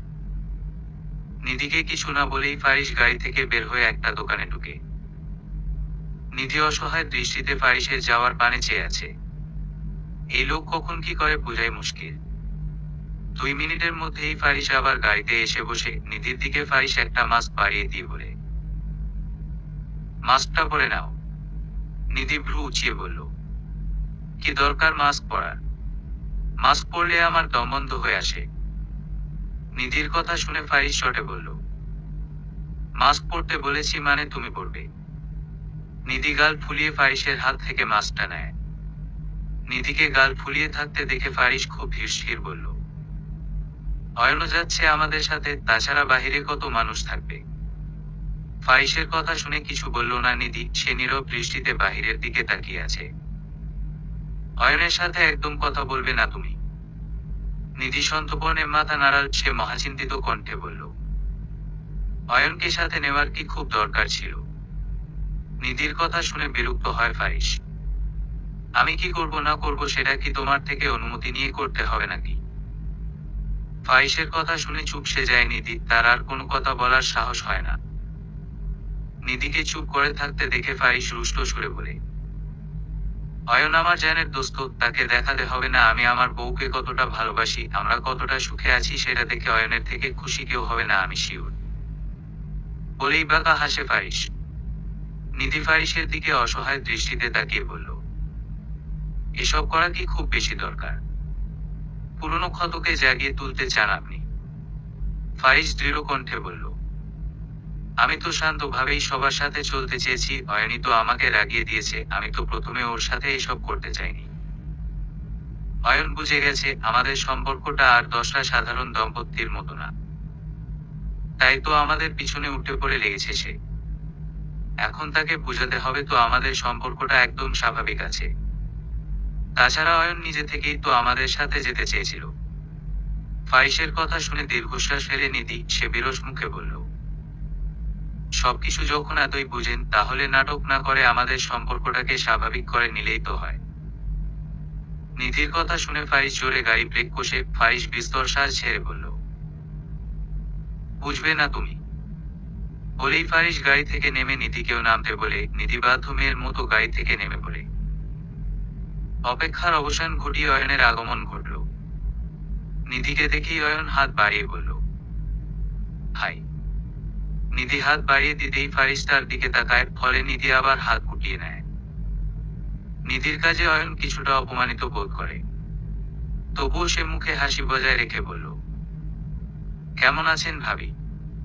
নিধি একটু চুপ থেকে বলল, ভালো আছি। অয়নের ঢলে পড়া ভাব দেখে ফারিসের মেজাজ সপ্তম আকাশে পৌঁছে যায়। ফারিস নিধির এক বাহু জড়িয়ে ধরে বলে, চলো যাই, তাড়াতাড়ি আবার বাড়ি ফিরতে হবে। ফারিসের কাজে মনে মনে অয়ন প্রচুর বিরক্ত হয়, তবুও সেটা প্রকাশ না করে ফারিস আর নিধির সাথে তাল মিলিয়ে মলের ভিতরে যায়। নিধি দাঁড়িয়ে দাঁড়িয়ে একটা থ্রিপিসকে খুঁটিয়ে খুঁটিয়ে দেখছে। অয়ন নিধির থেকে একটু দূরে দাঁড়িয়ে আছে, তা দেখে ফারিস নিধির পাশে এসে বলল, এখান থেকে চলো নিধি, তুমি বরং শাড়ি দেখো। অয়ন ফারিসকে বাধা দিয়ে বলল, আরে থাক না, ভাবিকে কিন্তু থ্রিপিসেই দারুণ মানায়। অয়নের কথা শুনে ফারিস তার দিকে ভ্রু কুঁচকে তাকায়। পরিস্থিতি বেগতিক দেখে অয়ন মিনমিন করে বলে, আমি বরং আমার জন্য কিছু দেখি। বলেই অয়ন চলে যায়। অয়ন যেতেই নিধি ফারিসের উপর রেগে গিয়ে বলে, আপনারা কি আমাকে খেলনা পেয়েছেন নাকি? মন থেকে তো কিছুই করছেন না, এই নাটকটা আর কত দূর এগিয়ে নিয়ে যাবেন আপনি? আর কতক্ষণ আমাকে এসব নাটকের সায় মিলিয়ে চলতে হবে? নিধির কথা শুনে ফারিস হেসে নিধির কপালে আলতো ঠোঁট ছুঁয়ে দিয়ে বলে, আমার উপর রেগে আছো তাই বলে এখানেই রাগারাগি করবে না কিছুই ঠাড়। ফারিসের কর্মকাণ্ডে বিস্মিত হয়ে যায় নিধি, কিছু বুঝে ওঠার আগেই কি থেকে কি হয়ে গেল। নিধিকে আরেকটু অবাক করে দিয়ে ফারিস তার কানের কাছে মুখ এনে ফিসফিস করে বলে, গলা উঁচিয়ে কথা বলবে না আমার সাথে, পরিণাম ভালো হবে না বলে দিলাম। ফারিসের শান্ত গলায় দেওয়া ধমক খেয়ে নিধি চুপসে যায়। মনে মনে ফারিসকে হাজারো বকাঝকা দিতে থাকে সে। এদিকে ফারিস আর নিধিকে এত কাছাকাছি দেখে রাগে দেয়ালে একটা ঘুষি মারে অয়ন। সে ফারিস আর নিধির থেকে কিছুটা আড়ালে লুকিয়ে তাদের দেখছিল। এক সপ্তাহ পর মেঘ কালো আকাশের ভাবমূর্তি পাল্টে যেতে দেখে কিছুটা মন খারাপ হয়ে যায় নিধির। সে বিষণ্ণ মুখে ছাদ থেকে রুমে ফিরে আসে। রুমে আসতেই তার ডাক পড়ে ফারুল বেগম নিধিকে তার রুমে ডেকেছে। তাই নিধি আর দেরি না করে ফারুল বেগমের রুমের দিকে যায়। ফারুল বেগমের রুমের সামনে এসে নিধি দরজায় টোকা দেয়। ফারুল বেগম এসে রুমের দরজা খুলে দিয়ে নিধিকে ইশারায় ভিতরে প্রবেশ করতে বলে। নিধি গুটি গুটি পায়ে হেঁটে রুমে প্রবেশ করে। পরিবেশটা বেশ থমথমে। ফারিসের সাথে তোমার সবকিছু ঠিক আছে তো? আচমকা এমন প্রশ্ন শুনে অবাক হয় নিধি। নিজেকে কিছুটা প্রস্তুত করে নিধি বলে, ঠিকই তো থাকার কথা, যদি ঠিক না থাকে তাহলে? ফারুল বেগমের সন্দিহান কণ্ঠ শুনে নিধি তটস্থ হয়ে যায়। আপনার নাতিকেই জিজ্ঞেস করুন না সবকিছু ঠিক আছে কিনা। আমার তরফ থেকে তো সবকিছু ঠিকই আছে। নিধির কথা শুনে ফারুল বেগম ক্লান্ত ভঙ্গিতে নিধির দিকে তাকিয়ে বলল, আমি না আর পারছি না এসব নিতে। আমি কি পাপ করেছি তোমাদের বিয়ে দিয়ে? আমার ফারিসের একজন সঙ্গী হবে ভেবেই আমি তোমার সাথে ওর বিয়ে দিয়েছি। এখন তো মনে হচ্ছে আমরা তোমার সাথে অন্যায় করেছি। ফারুল বেগমের কথা শুনে তার ছেলের হাসি হাসে নিধি। যে জায়গায় আমার পরিবার আমার সাথে শত শত অন্যায় করেও তাদের খারাপ লাগেনি, সে জায়গায় আপনাদের খারাপ লাগছে কেন? আপনারা তো অন্যায় কিছু করেননি। ফারুল বেগম প্রলম্বিত শ্বাস ফেললেও নিধির মাথায় হাত বুলিয়ে দিয়ে তিনি বলেন, চিন্তা করো না, সবকিছু ঠিক হয়ে যাবে। আমার ফারিস যদি একবার তোমাকে ভালোবেসে ফেলে তাহলে তোমার জীবনটা একদম ভরপুর হয়ে যাবে সুখে। আমার ফারিসরা যাকে ভালোবাসে তাকে মন উজাড় করে ভালোবাসে, কখনো ছেড়ে যায় না। বাকিটা আমি দেখে নিব। তুমি বরং এখন যাও, ফারিস আসার সময় হয়ে গেছে। ফারুল বেগমের সাথে সায় মিলিয়ে নিধি রুমে চলে আসে। রুমে এসে তো নিধি একদম হতভম্ব হয়ে যায়, ফারিস অলরেডি চলে এসেছে, সে অফিসের ড্রেস চেঞ্জ না করেই শুয়ে আছে। তা দেখে নিধি গুটি গুটি পায়ে হেঁটে ফারিসের পাশে গিয়ে বসে। কি হয়েছে আপনার? নিধির প্রশ্নের উত্তর দেয় না ফারিস, সে চুপচাপ হাতে মাথা চেপে শুয়ে আছে। নিধি কাঁপা কাঁপা হাতে ফারিসের কপাল স্পর্শ করে চমকে যায়। জ্বরে ফারিসের গা পুড়ে যাচ্ছে। লাইটটা অফ করো নিধি, চোখগুলো জ্বালা করছে প্রচুর। মাথাও ব্যথা করছে। ফারিসের কথা শুনে নিধির চোখ ছলছল করে উঠল, কি কারণে সেটা সে বুঝতে পারল না। এত গম্ভীর কণ্ঠে কথা বলা মানুষরা যখন নরম গলায় কথা বলে তখন তো আশ্চর্য লাগবেই। নিধি আর দেরি না করে উঠে রুমের লাইটটা অফ করে দিয়ে রুম থেকে বের হয়ে যায়। কিছুক্ষণের মধ্যেই নিধি জলপট্টি দেওয়ার জন্য পানি নিয়ে আসে। নিস্তব্ধরাতে ব্যথিত হয়ে ফারিসের শিউরে বসে মাথায় জলপট্টি দিয়ে দিচ্ছে নিধি। জলপট্টি দেওয়া শেষ করে নিধি রুম থেকে বের হয়ে ফারিসের জন্য খাবার নিয়ে আসে। নিধি ফারিসকে ডেকে উঠতে বলে, কিন্তু ফারিসের যেন উঠে বসার মতো শক্তিটুকুও নেই। নিধি অনেক কষ্ট করে ফারিসকে বালিশের সাথে হেলান দিয়ে বসায়। নিধি ফারিসের সামনে খাবার রেখে বলে, খাবারটা খেয়ে নিন, ঔষধ খেতে হবে। নিধির কথা শুনে ফিটফিট করে ফারিস তার দিকে তাকায়। ফারিস মুখ অন্যদিকে ফিরিয়ে কাঁপা কাঁপা কণ্ঠে বলে, খেতে ভালো লাগছে না আমার। ফারিসের কথা শুনে যেন মহা ঝামেলায় পড়ল নিধি, সে আর 7-5 না ভেবে নিজেই ফারিসকে জোর করে অল্প একটু খাবার খাইয়ে দেয়। তারপর ফারিসের রুমে অনেক খোঁজাখুঁজির পরে জ্বরের ঔষধ পায় নিধি। ফারিসকে অনেক জোরাজুরির পরে ঔষধ খাওয়াতে ব্যর্থ হয় নিধি। এসিটা অফ করো নিধি, ঠান্ডা লাগছে। আর তুমি এখনো লাইট অন করে রেখেছ, বলেছি তো মাথা ব্যথা করছে। ফারিসের মৃদু কণ্ঠে ধমক খেয়ে চুপসে যায় নিধি। সে বিড়বিড় করে বলে, অসুস্থ, তারপরেও তার রাগারাগি যাবে না বাপরে। বলেই নিধি উঠে লাইট আর এসি অফ করে দেয়, ব্ল্যাঙ্কেট বের করে ফারিসের গায়ে জড়িয়ে দেয় নিধি। তারপর ফারিসের পাশে বসে নিধি বলে, মাথা টিপে দিই, ভালো লাগবে। নিধির কথা শুনে চমকে চোখ মেলে তাকালো ফারিস।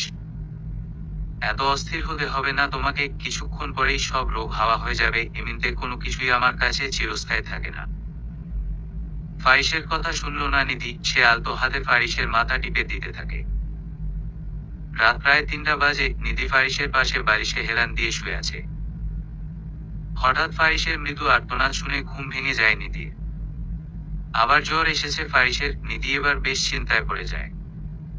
এত রাতে কি ফারুল বেগমকে ডাকা ঠিক হবে? শেষে নিধি আর কোনো উপায় না পেয়ে জ্বরের ঔষধ এনে পানির গ্লাস এগিয়ে দেয় ফারিসের দিকে। কিন্তু ফারিস চোখ খুলে না। ফারিস নিধির হাত চেপে ধরে বলে, আমাকে ছেড়ে যেও না কখনো, আমার একা থাকতে খুব কষ্ট হয় জানো। ফারিসের কথা শুনে নিধি তার দিকে ফ্যালফ্যাল করে তাকিয়ে আছে। এই মুহূর্তে তার ঠিক কি বলা উচিত সেটাই সে খুঁজে পাচ্ছে না। অতঃপর নিধি ফারিসের এক হাত জড়িয়ে ধরে বলে, যাব না। নিধির এই একটা কথা শুনেই যেন স্বস্তি পেল ফারিস, আবারও নিশ্চিন্তে ঘুমের জগতে পাড়ি জমালো ফারিস। স্নিগ্ধ সকাল বেলা সূর্যের আলো চোখে পড়তেই ঘুম ভেঙে যায় ফারিসের। চোখ মেলে চারিপাশে ভালো করে তাকাতেই থমকে যায় ফারিস। সে নিধিকে আষ্টে পৃষ্ঠে জড়িয়ে ধরে আছে। ফারিস নিধিকে ছেড়ে উঠে বসতে নিতেই তার মাথাটা ভার হয়ে আসে। বাধ্য হয়ে সে আবারও শুয়ে পড়ে। নিধি ঘুম থেকে উঠে সবার জন্য ব্রেকফাস্ট বানিয়ে ফারিসের খাবার রুমে নিয়ে আসে নিধি। রুমে এসে দেখে ফারিস এখনো ঘুমাচ্ছে। বিছানার পাশে টি টেবিলের উপর খাবার রেখে নিধি চলে যেতে নিতেই ফারিস তার হাত ধরে ফেলে। ফারিসের কাজে সে তো পুরো হতভম্ব হয়ে যায়। সে বিড়বিড় করে বলে, জ্বরের কবলে পড়ে এই লোক পাগল হয়ে গেছে নাকি? দুর্ভাগ্যবশত নিধির কথাটা ফারিস শুনে ফেলে ফারিস শোয়া থেকে উঠে বসতে বসতে বলে, পাগল বলেছ আমাকে? কোন দিক দিয়ে পাগল মনে হয় আমাকে?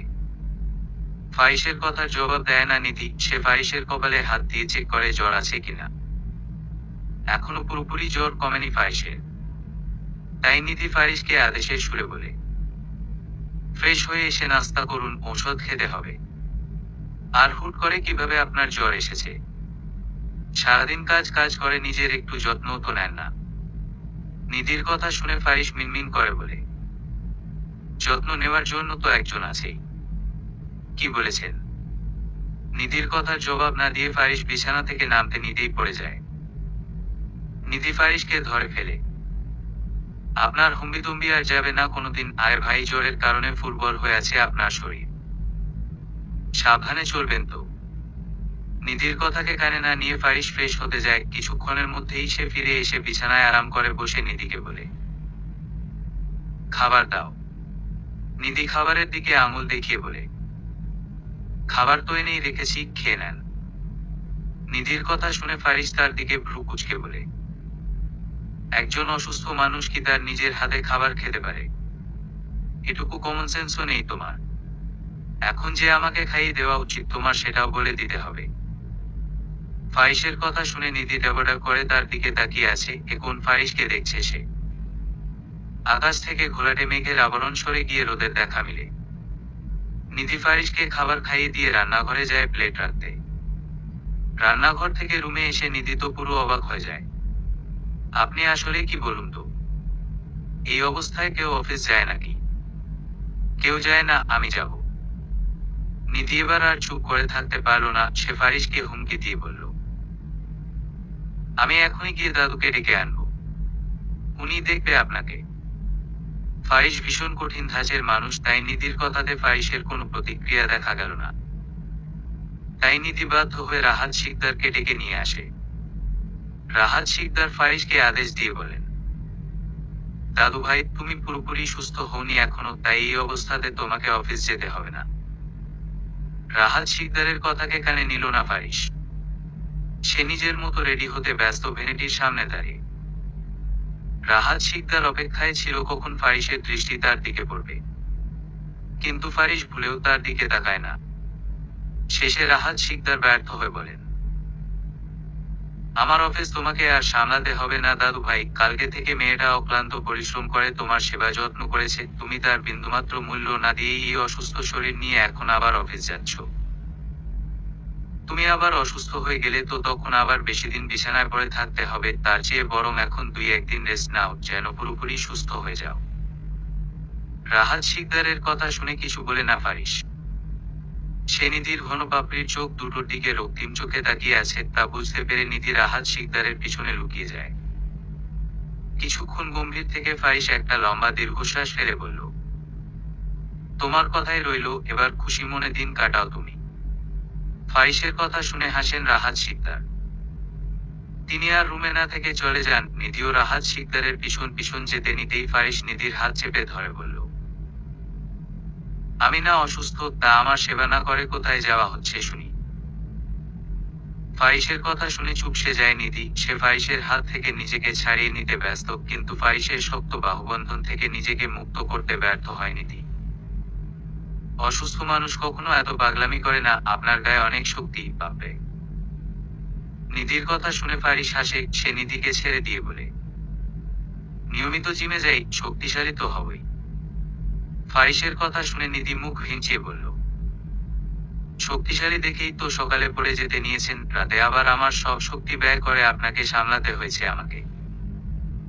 নিধির কথার জবাব দেওয়ার প্রয়োজন মনে করে না ফারিস। সে সুন্দর করে বিছানায় ব্ল্যাঙ্কেট জড়িয়ে শুয়ে পড়ে। ফারিস নিধিকে নিজের কাছে ডেকে বলে, দেখো তো জ্বর আছে কিনা। নিধি ফারিসের কপালে হাত দিয়ে বলে, হ্যাঁ আছে, আপনার ডক্টরের কাছে যাওয়া উচিত। ঘরে আমার ব্যক্তিগত ডক্টর থাকতে আমি কেন বাহিরের ডক্টরের কাছে যাব? ফারিসের কথা শুনতে না পেয়ে নিধি তার দিকে ভ্রু কুঁচকে তাকায়। কি বলেছেন আপনি? বলেছি এই সামান্য জ্বরের জন্য ডক্টরের কাছে যাওয়া লাগবে না। একদিন রেস্ট নিলেই সুস্থ হয়ে যাব। আপনার ইচ্ছে থাকেন আপনি। বলেই নিধি চলে যেতে নেয়। ফারিস নিধির হাত চেপে ধরে তাকে আটকে বলে, আমি তো আজকের দিন অফিসেই কাটাতাম, কিন্তু আমি অসুস্থ বলে তুমি জোর করে বাড়িতে থাকতে বাধ্য করলে আমাকে। আজকে সারাদিন তুমি আমার চোখের সামনে থেকেও নড়বে না, অসুস্থ স্বামীর সেবা করো। ফারিসের কথা শুনে নিধি তার দিকে অবাক চোখে তাকায়। সে চট করেই বলে বসল, অসুস্থ হলে বউ প্রয়োজন, আর কোনো কাজে বউকে পাত্তাও দেওয়া হয় না। নিধির কথা শুনে ফারিস তার দিকে অবিশ্বাস্য চোখে তাকিয়ে আছে। এদিকে নিধি চট করে কি বলে বসলো সেটা বুঝতে পেরে সে নিজের মুখ চেপে ধরে। ফারিস তার দিকে বক্র চোখে তাকাতেই নিধি কিছুটা অপ্রস্তুত মুখে বলল, আমার হাত ছাড়ুন, পড়ে আসছি আমি, এখন কিছু কাজ আছে। নিধির কথাকে কানে না নিয়ে ফারিস নিধিকে বিছানায় বসতে বলে। নিধি গুটি গুটি পায়ে হেঁটে এসে বিছানায় বসে। ফারিস নিধির কোলে মাথা রেখে বলে, মাথা ব্যথা করছে। ফারিস ঠিক কি বলতে চেয়েছে তা বুঝতে পেরে নিধি ফারিসের মাথা টিপে দিতে থাকে আলতো হাতে। তপ্ত দুপুরের অসহ্যকর গরমে ঘেমে একাকার হয়ে যায় ফারিস। নিধি সযত্নে ফারিসের শরীর থেকে ব্ল্যাঙ্কেটটা সরিয়ে দেয়। জ্বর কমে গেছে, যার ফলে এত ঘাম দিচ্ছে ফারিসকে। হঠাৎ দরজা খুলে অয়ন প্রবেশ করল রুমে। অয়নকে দেখে নিধি কিছুটা অপ্রস্তুত হয়ে যায়। দরজা খোলার আওয়াজ পেয়ে ফারিসেরও ঘুম ভেঙে যায়। ফারিস নিধির কোল থেকে মাথা সরিয়ে বালিশে হেলান দিয়ে বলে, কিরে ভাই, তোর কোনো কমন সেন্স নাই? একটা সদ্য বিবাহিত দম্পতির রুমে যে নক করে ঢুকতে হয় সেটা তো একটা ছোট বাচ্চাও জানে। ফারিসের কথা শুনে অয়ন কিছুটা অপমানিত বোধ করে, কিন্তু সে সবকে পাত্তা না দিয়ে সে গিয়ে বিছানায় বসে ব্যস্ত গলায় বলল, অসুস্থ হলি কিভাবে? নিজের খেয়াল রাখবি তো। অয়নের কথা শুনে ফারিস বিরক্ত গলায় বলল, 2022 সালে টাইফয়েড হয়েছে, তখনও তো একবার দেখতে এলি না। 24-এ যখন সামান্য জ্বর হলো তখন পইপি করে চলে এলি। আসলে তোর মতলবটা কি রে বলতো? তো ছাড়া তোর ভাবি আছে তো আমার দেখাশোনা করার জন্য। ফারিসের ঠান্ডা মাথায় করা অপমান শুনে চুপসে যায় অয়ন। তবুও হাসি মুখে বলে, বন্ধুর বিপদে তো বন্ধুই এগিয়ে আসবে নাকি? অয়নের কথা শুনে তার ছেলের হাসি হাসে ফারিস। নিধি, দাদা ভাইকে ডেকে দাও, অয়ন গল্প করুক ওদের সাথে। ফারিসের কথা শুনে অয়ন চট করে বলে বসল, ওরা তো বাড়িতে নেই। অয়নের কথা শুনে ফারিস তার দিকে ভ্রু কুঁচকে তাকায়। কই গেছে? জানি না। অয়নের প্রতি প্রচুর বিরক্ত ফারিস। না জানি এখন আবার কোন কুবুদ্ধি নিয়ে বাড়িতে প্রবেশ করেছে এই ছেলে। ছোটবেলা থেকেই অয়ন ছিল সুবিধাবাদী মানুষ। যেখানে নিজের লাভ হবে সেখানেই ও পেতে থাকবে। নিধি, খাবার দাও তো। ক্ষুধা লেগছে। অয়ন, চল ডাইনিং টেবিলে গিয়ে বসি।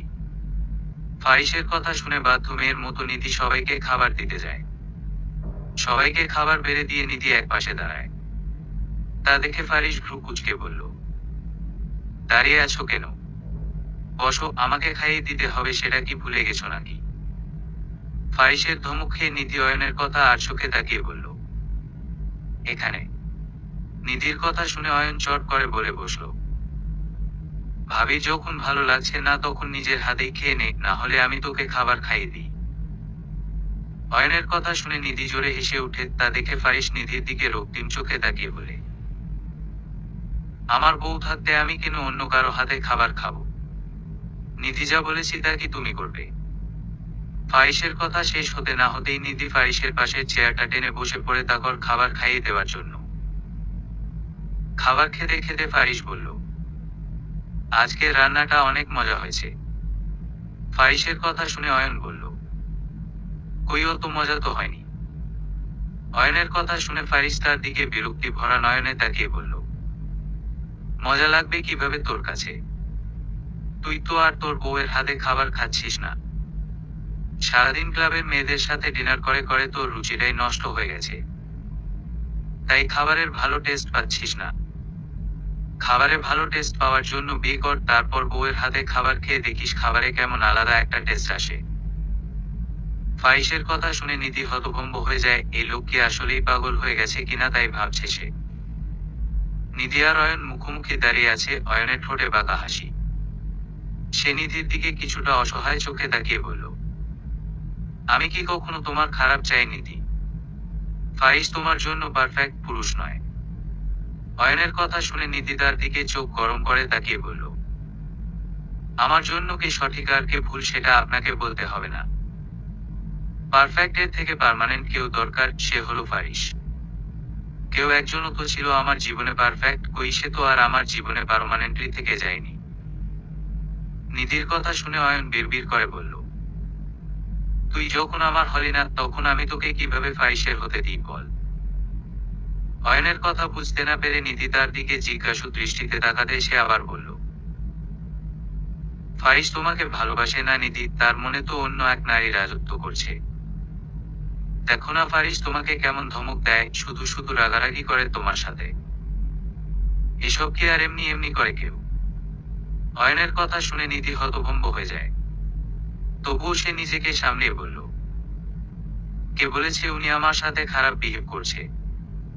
উনার থেকে কেউ আমাকে বেশি ভালোবাসতে পারবে না।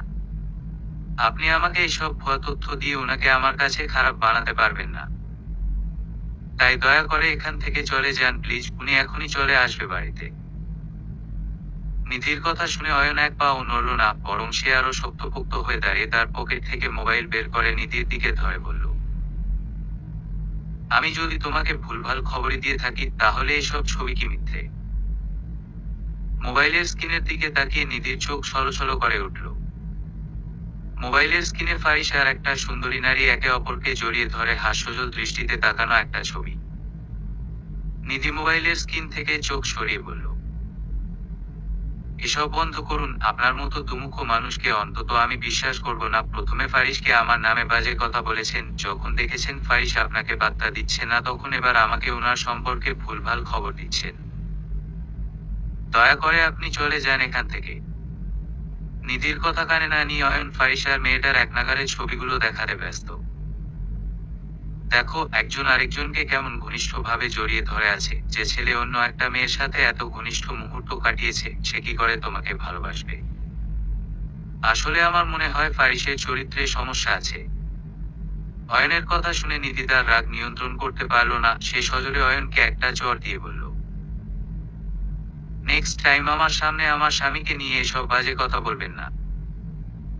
আমার স্বামী কেমন তা আমি বুঝে নিব, আমার স্বামীর চরিত্রের সার্টিফিকেট আপনাকে দিতে হবে না।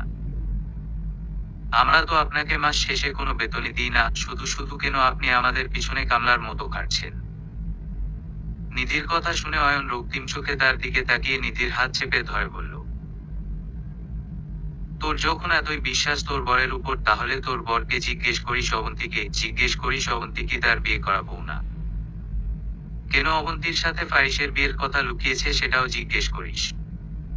কেনই বা তোদের বিয়েতে কোনো লোককে জানায়নি এবং কোনো অনুষ্ঠান করেনি? তারপর আশিসা। অয়নের কথা আর শেষ হতে পারল না, তার আগেই অয়ন মাটিতে লুটিয়ে পড়ল। ফারিস নিধিকে ধমক দিয়ে বলল, রুমে যাও। ফারিসের কথা যেন নিধির কানে পৌঁছায় না, সে তো অয়নের কথা শুনেই থমকে যায়। ফারিস অয়নকে ধাক্কা দিয়ে বাড়ি থেকে বের করে দিয়ে নিধির হাত চেপে ধরে রুমের দিকে নিয়ে যায়। তোমাকে বলেছি না ওই অয়নের থেকে দূরে দূরে থাকবে? তারপরেও কেন তুমি ওর সাথে কথা বলেছ? নিধি পাথরের মূর্তির মতো দাঁড়িয়ে আছে ফারিসের সামনে। ওর সাথে কথা না বললে কি আর বুঝতে পারতাম যে আপনার একটা সুন্দর অতীত রয়েছে? আর আপনি আমাকে এভাবে ঠকাবেন আমি ভাবতে পারিনি। নিধির কথা শুনে ফারিস নিচের দিকে তাকিয়ে আছে। ফারিস নিধির হাত চেপে ধরে শান্ত গলায় বলল, আমি তোমাকে ঠকাইনি নিধি। আমি কি করেছি? আমি তো চেষ্টা করছি আমাদের সম্পর্কটাকে মেনে নেওয়ার। নিধি ফারিসের কথা শুনে কঠিন গলায় বলল, বিয়ে করা বউকে মেনে না নেওয়ার কি আছে? মেনে নেওয়ার চেষ্টা কি? সারাদিন রাগারাগি, ধমক দেওয়া এসব। আপনার যখন বিয়ে করা বউকে মেনে নিতে কষ্টই হবে তাহলে বিয়ে করেছেন কেন আমাকে? নিধির কথা শুনে ফারিস তাচ্ছিল্যের হাসি হেসে বলল, প্রিয় মানুষগুলো শুধু রাগটাই দেখে, রাগের মধ্যে লুকিয়ে থাকা ভালোবাসাটা আর দেখে না। ফারিসের কথা নিধির কানে পৌঁছায় না। অবন্তীকে? উনি কি আপনার বিয়ে করা বউ না? নিধির কথা শুনে ফারিস হুট করে রেগে যায়। সে তার রাগ নিয়ন্ত্রণ করতে না পেরে নিধিকে একটা চড় দিতে গিয়ে আবার হাত গুটিয়ে ফেলল।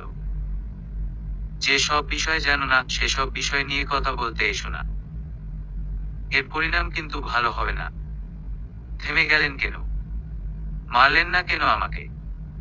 সেই প্রথম থেকেই তো কিছু বলতে গেলে ধমক দিয়ে থামিয়ে দেন। এর পরিণাম কি খারাপ হবে শুনি তো। আজকে অন্তত আমি চুপ করে থাকতে পারবো না। অবন্তী কি হয় আপনার আমাকে বলুন। অবন্তী কে হয় সেটা জেনে কি মহাভারত অশুদ্ধ করে ফেলবে নাকি? এই 1 মাসে আমি যতটা পেরেছি তোমাকে তোমার মতো করে মেনে নিতে, তারপরেও যদি তোমার মনে হয় আমি তোমার হাজবেন্ড হিসেবে যোগ্য নয়, তাহলে তুমি চলে যেতে পারো। আমি তোমাকে আটকাবো না। ফাইসের কথা শুনে নিধির চোখ বেড়ে নোনাজল গড়িয়ে পড়ে, সেদিকে দৃষ্টি নেই ফাইসের। রাগে থরথর করে কাঁপছে ফাইস। 1 মাস হলো আমাদের বিয়ের বয়স, এখনই বলছেন ছেড়ে দেওয়ার কথা।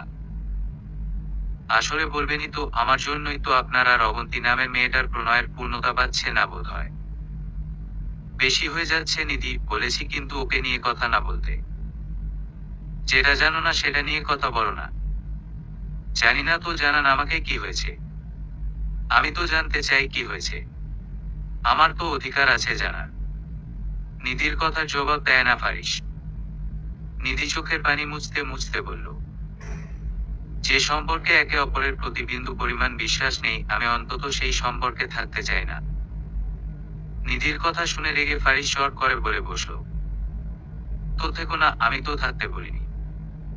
ফারিসের কথা শুনে নিধি হাসার চেষ্টা করে বলল, তবে তাই হোক, কোনোদিন আমি জোর করে কিছু পেতে চাইনি, আর চাইবো না। ভালো থাকবেন আপনি আপনার মতো করে। এই কয়েকদিনে আমার জন্য আপনাকে অনেক কিছু সহ্য করতে হয়েছে। এখন আর কিছু সহ্য করতে হবে না। চেষ্টা করব আর কোনোদিন যেন আপনি আমার দেখা না পান।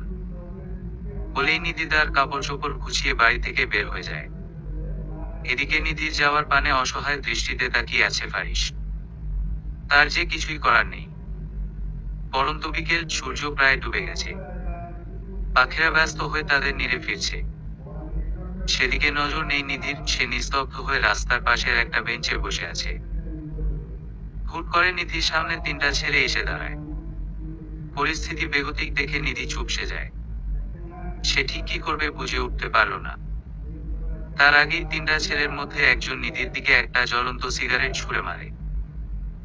জ্বলন্ত সিগারেটটা এসে নিধির পায়ে পড়ে। 3 জনের মধ্যে থেকে একটা ছেলে এগিয়ে এসে নিধির হাত ধরতে যেতেই ভয়ে ছেলেটার চোখ মুখ চুপসে যায়। 3টা ছেলেই দৌড়ে সেই স্থান ত্যাগ করে। পুরো ব্যাপারটা যেন নিধির মাথার উপর দিয়ে গেল। কি হয়েছে সেটাই বুঝতে পারল না সে। হঠাৎ ছেলেগুলোর পরিবর্তন দেখে বেশ অবাকই হয় সে। নিধি আর দেরি না করে একটা রিকশা দাঁড় করিয়ে উঠে পড়ে। এখান থেকে কিছুটা দূরেই নিধির একটা ফ্রেন্ডের বাসা আছে। সেখানেই আপাতত 2-1 দিন থাকবে ভেবেছে নিধি। নিধি রিকশায় উঠে যেতেই গাছের আড়াল থেকে একটা ছেলে বের হয়ে আসে। কলিং বেলের আওয়াজ শুনে দরজা খুলে দেয় ইকরা। দরজা খুলে প্রাণপ্রিয় বান্ধবীকে দেখে খুশিতে চোখ ছলছল করে উঠে ইকরা। সে এক হাতে নিধিকে জড়িয়ে ধরে কান্না ভেজা কণ্ঠে বলে, ভুলেই তো গিয়েছিস তোর মিতাকে। কতদিন বলেছি ঢাকা এসে কয়েকটা দিন আমার সাথে থেকে যা, আমার একা একা ভালো লাগে না এখানে। তুই শুনলি কই সেটা? আজ হঠাৎ করে এত বছর পর তোকে দেখে সত্যি আমার খুব আনন্দ হচ্ছে। ইকরার কথা শুনে নিধি হেসে ফেলে। আনন্দ হচ্ছে? তো কাঁদছিস কেন? নিধির কথা শুনে হেসে ফেলে ইকরা। সে দরজার সামনে থেকে সরে গিয়ে নিধিকে ঘরে ঢুকার জন্য জায়গা করে দেয়। অনেক দিন পরে পুরনো বান্ধবীকে ফিরে পেয়ে দুজনেই গল্পে মেতে ওঠে। গল্প করতে করতে নিধি তার সাথে ঘটে যাওয়া ঘটনাগুলো ইকরাকে খুলে বলে। এতে ইকরা কিছুটা ব্যথিত হয়ে বলল, কি মানুষ রে বাবা, তুই তো ওই অয়নসলার কথা তোর বরকে বলেছিস, তাহলে তোর বর ওই মেয়েটা সম্পর্কে তোকে বললে কি এমন ক্ষতি হতো? আসলে আমরা মেয়েদের কেউ আপন ভাবতে চায় না। কিছু থেকে কিছু হলেই গায়ে হাত তুলবে, নয়তো বাড়ি থেকে বের হয়ে যেতে বলবে। ইকরার কথা শুনে নিধি তার ছেলের হাসি হেসে বলে, সব ছেলে এমন না রে, কিছু কিছু পুরুষ আছে যারা মন উজাড় করে ভালোবাসতে জানে। সেই পুরুষদের সঙ্গে আসলেই ভাগ্যবান। আচ্ছা বাদ দে, তোর বর কি করে? নাম কি? নিজেদের একটা কোম্পানি আছে, ওনার নাম ফারিস।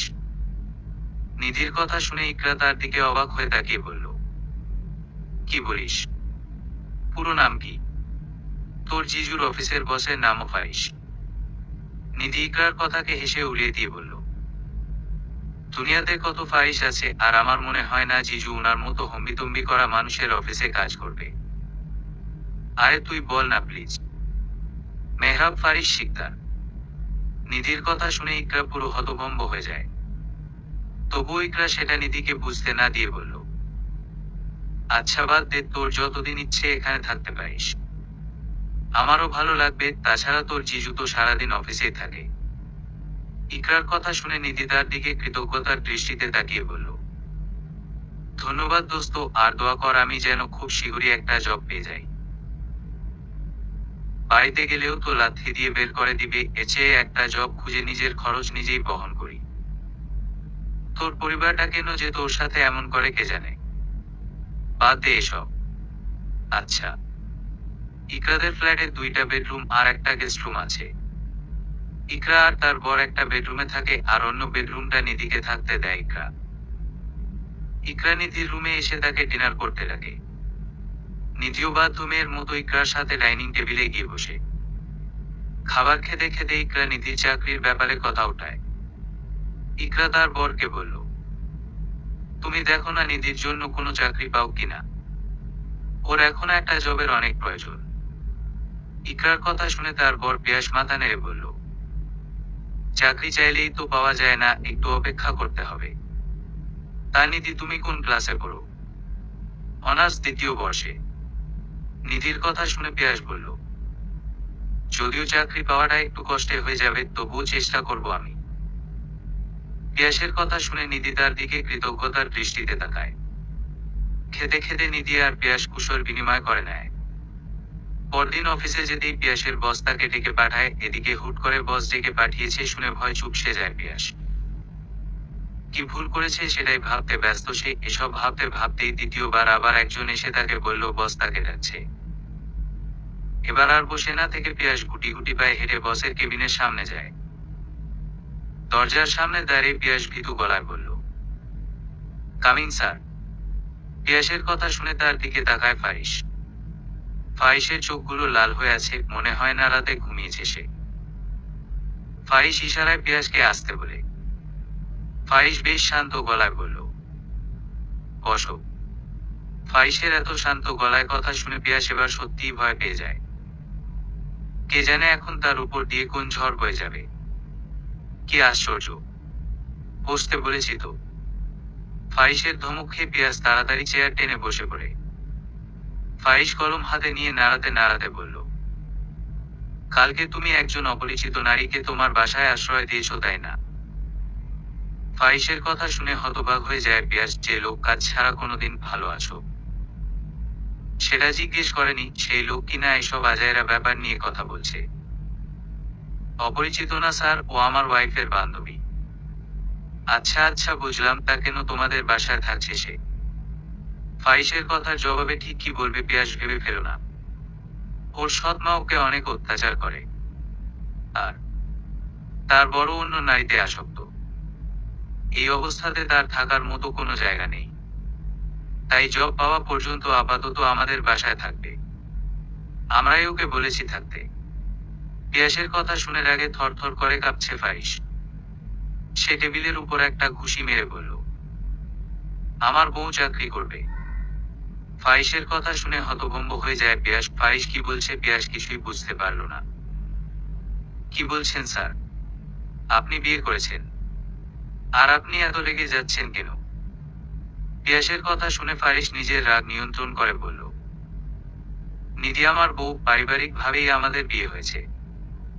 ওই চিটার অয়নকে তো তুমি চেনোই, ও গিয়ে আমার ওয়াইফকে যা নয়তো তা বানিয়ে বানিয়ে বলেছে।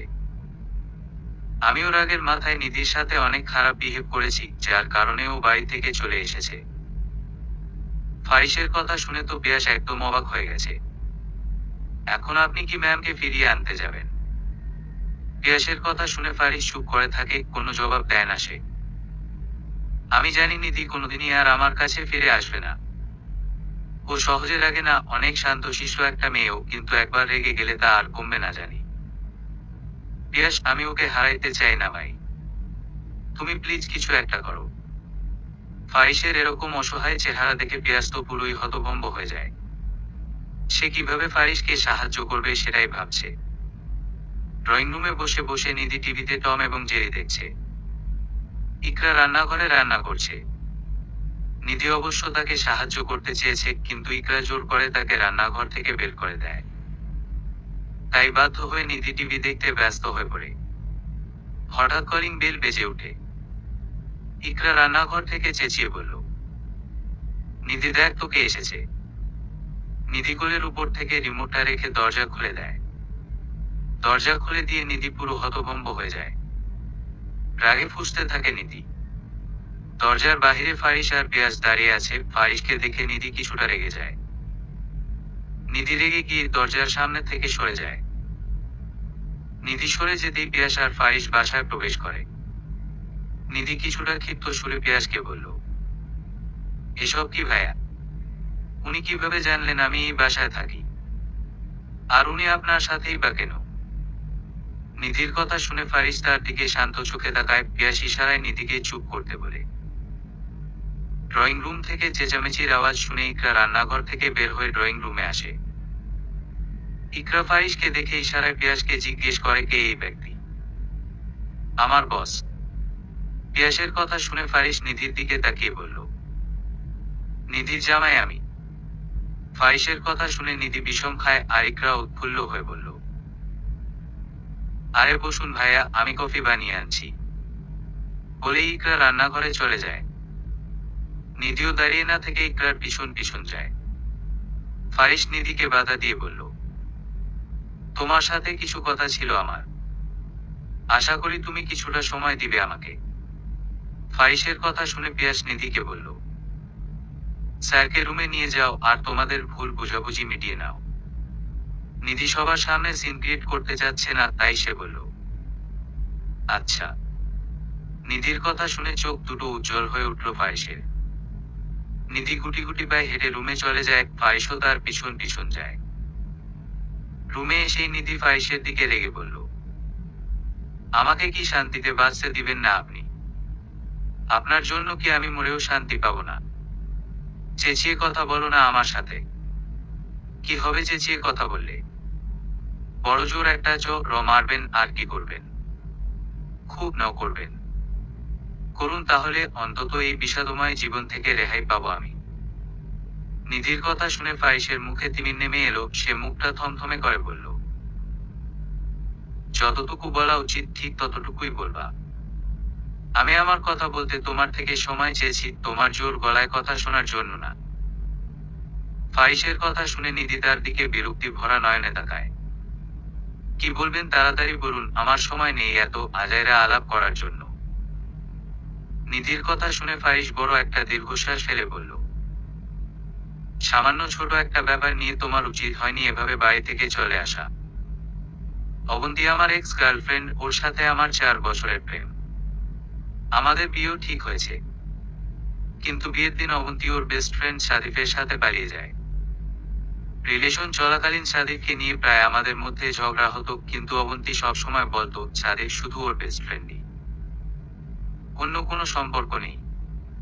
ওর সব কথা মেনে নিয়ে বিয়ের সিদ্ধান্ত নিয়েছি আমি। এতে প্রথমে অবন্তী রাজি না হলেও পরে রাজি হয়। তারপর শুরু হয় আমাদের বিয়ের তোড়জোড়। এর মধ্যে বিয়ের দিন অবন্তীর মনে হলো সে আমাকে ভালোবাসে না, সাদিফকে ভালোবাসে। তাই সাদিফ আর অবন্তী পালিয়ে বিয়ে করে নেয়। আমার সাথে তো অবন্তী খুব নিখুঁত ভাবে টাইম পাস করে গেছে।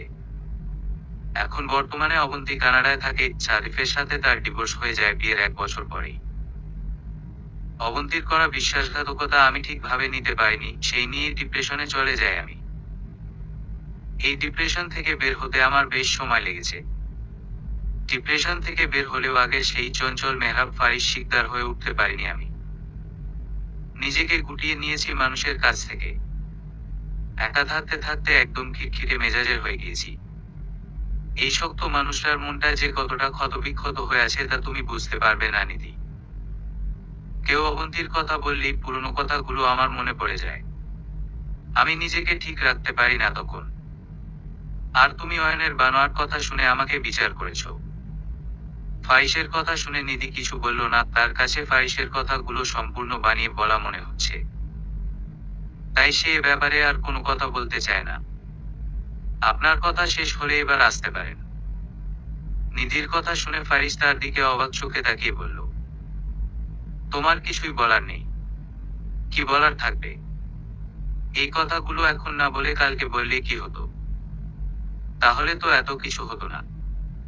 তাছাড়া যা হয়েছে ভালোই হয়েছে, এ কারণে আপনার আসল চেহারাটা তো দেখতে পেলাম। আমার প্রতি আপনার কেমন বিশ্বাস তাও দেখলাম। জীবনে ভুল করলে একটাই করেছি, সেটা হলো গরিব ঘরে জন্ম নিয়ে। বিয়ের আগে বাবার বাড়িতে শুধু অবহেলা পেয়েছি, ভেবেছি বিয়ের পর হয়তো সব ঠিক হয়ে যাবে। কিন্তু আমাকে ভুল প্রমাণ করে দিয়ে স্বামীর বাড়ি থেকেও শুধু অবহেলা পেয়েছি। শুনুন মিস্টার মেহরাব ফারিস শিকদার, আমি এতটাও অবহেলিত না যা আপনারা ভাবছেন। এখন আর আমি পিছনে ঘুরে দাঁড়াতে চাই না, সামনের দিকে এগিয়ে যেতে চাই। একা সংগ্রাম করে হয়তো সুখে বাঁচবো, নয়তো মরবো। তবুও আর কারো কাছে বোঝা হয়ে থাকতে চাই না। একদিন হয়তো আমি হারিয়ে যাব, তখন সবাই ঠিকই আমাকে খুঁজবে, আমার অস্তিত্ব খুঁজে পাওয়ার চেষ্টা করবে। কিন্তু পাবে না। আপনি দয়া করে এখান থেকে চলে যান। নিধির কথা শুনে ফারিস অসহায় দৃষ্টিতে তাকিয়ে আছে তার দিকে। আজ অনেক দিন হলো দাদা ভাই আর দাদি বাড়িতে নেই, তারা যখন ফিরে আসবে আমি তাদেরকে কি জবাব দিব? ফারিসের কথা শুনে নিধি তার দিকে তাচ্ছিল্যের হাসি হেসে বলল, আমি তো জানতাম আপনি তাদের জন্যই আমাকে ফিরিয়ে নিতে এসেছেন। আমার জন্য না, আপনার মনে বিন্দু পরিমাণ ভালোবাসাও জন্মায়নি। আমি ভেবেছি আমার ভালোবাসা দিয়ে আপনার সব কঠোরতা ভেঙে চুরমার করে দিব। কিন্তু আমি ব্যর্থ হয়েছি। দাদা দাদিকে বলে দিন, কোনো এক ব্যক্তিকে ভালো রাখতে নিধি হারিয়ে গেছে, নয়তো বলবেন যে নিধি একটু সুখে থাকার জন্য স্বার্থপরের মতো তাদের ছেড়ে চলে গেছে। আমি নিজেকে কি বলবো নিধি? আমি জানি না ফারিস, প্লিজ আমাকে একটু ভালো থাকতে দিন আপনি। আমি আপনাকে ছাড়া অনেক সুখে থাকবো। নিধির কথা শুনে ফারিস কিছু বলল না, তার চোখ দিয়ে নীরবে নোনা পানি গড়িয়ে পড়ে। নিধি দেখার আগেই ফারিস চোখের পানি মুছে নিষ্পলক চোখে নিধির দিকে চেয়ে আছে। ফারিস এটা ভেবেই অবাক হয়, সে নিধির জন্য কাঁদছে। অবন্তী চলে যাওয়ার পরও ফারিসের চোখ থেকে এক ফোঁটা পানি পড়েনি। সাথে নিধির মতো শান্তশিষ্ট মেয়েকে এত কঠোর হতে দেখে তো ফারিস আরো অবাক হয়। সে আর কিছু না বলে এলোমেলো পায়ে হেঁটে রুম থেকে বের হয়ে যায়। রুম থেকে বের হতেই পিয়াস আর ইকরার সামনে পড়ে ফারিস। পিয়াস তার বিস্ময় আর দমিয়ে রাখতে না পেরে বলল, কি হয়েছে স্যার? কিছু হয়নি, আমি বরং আজ যাই। ফারিসের কথা শুনে ইকরা বলল, আরে স্যার, আমি কফি বানিয়েছি, খেয়ে যান প্লিজ। অন্য একদিন আসবো আমি, একটা কাজ আছে আমার। ফারিসের কথা শুনে ইকরা আর পিয়াস দুজনেরই মন খারাপ হয়ে যায়। ফারিস সেসব পাত্তা না দিয়ে পিয়াসকে বলল, অফিসে এসো, জরুরি কথা আছে আমার। আর ম্যাম, আপনি কয়েকটা দিন নিধির একটু খেয়াল রাখবেন। বলেই ফারিস বাসা থেকে বের হয়ে যায়। নিস্তব্ধ রাত, ঘড়িতে তখন সময় 1টা ছুঁই ছুঁই। ফারিস চোখ মেলে এলোমেলো হাতে টেবিলের উপর পানি খুঁজে, কিন্তু সে পানির নাগাল পায় না। তাই ফারিস ফোনের লাইট অন করে, দেখে টেবিলের উপর পানি নেই। হঠাৎ ফারিসের মনে হলো একটা মেয়ে তার দিকে পানির গ্লাস এগিয়ে দিয়েছে, মেয়েটার মুখটা দেখতে পায় না, সে কেমন ঝাপসা হয়ে আছে সবকিছু। নিধি বলেই ফারিস মেয়েটাকে ছুতে চায়, কিন্তু তার আগেই মেয়েটা হারিয়ে যায়। সবটাই নিজের কল্পনা ভেবে ফারিস কেঁদে ফেলল।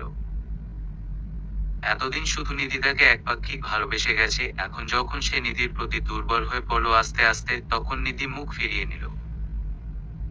নিজের প্রতি প্রচন্ড রাগ হয় ফারিসের, কেন সে নিধিকে অবহেলা করেছে, কেন সে সবসময় তার থেকে মুখ ফিরিয়ে নিত। যখন নিধি দূরে সরে গেল তার থেকে, তখন সে বুঝতে পারল সে নিধিকে কতটা চায়। এই তো কিছুদিন আগে ফারিসের জ্বর হওয়াতে নিধি নাওয়া খাওয়া ভুলে দিনরাত জেগে ফারিসের সেবা করেছে। সে সুস্থ হওয়া পর্যন্ত তার কাছ থেকে একটু দূরে পর্যন্ত যায়নি। অথচ এখন ফারিস অসুস্থ হয়ে বিছানায় শুয়ে আছে, তাকে দেখার মতো একজন মানুষ তার নেই। না আছে তার নিধি, আর না আছে তার দাদা দাদি। আজকে নিজেকে প্রচুর অসহায় মনে হচ্ছে ফাইসের। সে এলোমেলো পায়ে হেঁটে গাড়ির চাবি নিয়ে বের হয়ে গেলে পিয়াসদের বাড়ির উদ্দেশ্যে। হঠাৎ করে নিধিকে দেখার প্রচুর ইচ্ছে জেগেছে ফাইসের। জ্বরে চোখ খুলে রাখতে কষ্ট হচ্ছে তার, তবুও সে অসুস্থ শরীর নিয়ে বেরিয়ে পড়ল নিধিকে এক নজর দেখার জন্য। 3টা সোমবার, বাহিরে মুষলধারে বৃষ্টি হচ্ছে। পিয়াস সকাল সকাল উঠে রেডি হয়ে অফিসের জন্য বের হয়ে যায়। বাসায় শুধু নিধি আর ইকরা। নিধি সোফায় বসে বসে ফাইসের কথায় ভাবছে। আজ থেকে ঠিক 3 দিন আগে ফাইসের সাথে তার শেষ দেখা হয়েছে। আজ 3 দিন হলো ফাইস নিধির একটু খোঁজ নেওয়ারও চেষ্টা করেনি। পরে নিধির মনে পড়ল সে তো সিমই চেঞ্জ করে ফেলেছে। খবর নিবেই বা কিভাবে? আজকে হঠাৎ করে ফাইসের জন্য নিধির খারাপ লাগছে। মনে হচ্ছে ফাইস ঠিক নেই, সেই নিয়েই সকাল থেকে চটপট করছে সে। কিন্তু কাউকে কিছু বলতে পারছে না, কারণ সেই তো ফাইসকে ফিরিয়ে দিয়েছিল সেদিন। এসব ভেবেই মন খারাপ নিধির। ইকরা রান্নাঘর থেকে এসে নিধির পাশে বসে। সে নিধির মাথায় হাত বুলিয়ে দিয়ে বলল, কি হয়েছে রে নিধু? কিছু ভালো লাগছে না আমার। নিধির বিরস মুখে বলা কথা শুনে ইকরা তাকে জড়িয়ে ধরে বলল, জিজুর জন্য মন খারাপ নাকি? তার কথা মনে পড়ছে। ইকরা কথার জবাব দেয় না নিধি, সে চুপচাপ বসে আছে।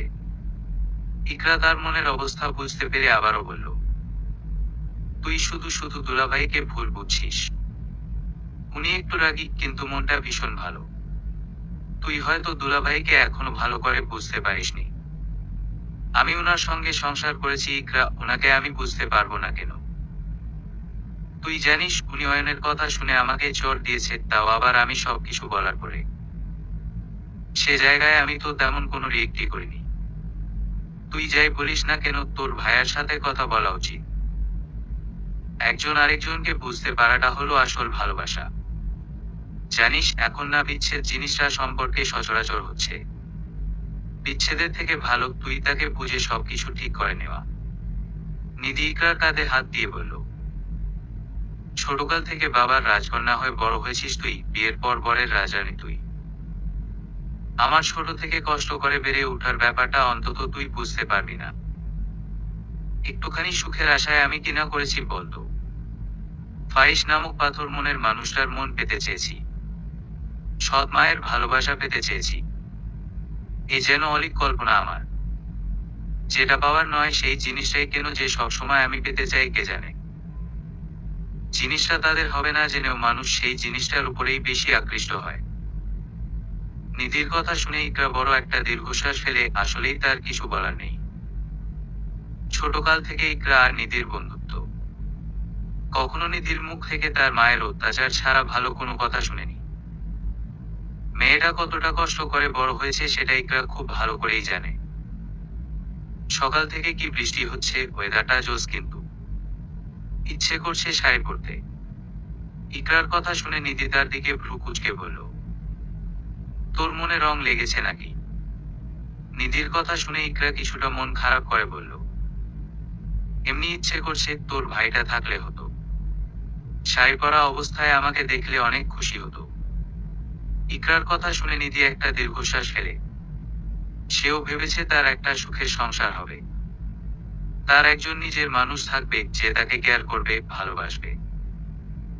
তার একান্ত মানুষটাকে নিয়ে তার পছন্দের জায়গা পাহাড়ে হারিয়ে যাবে।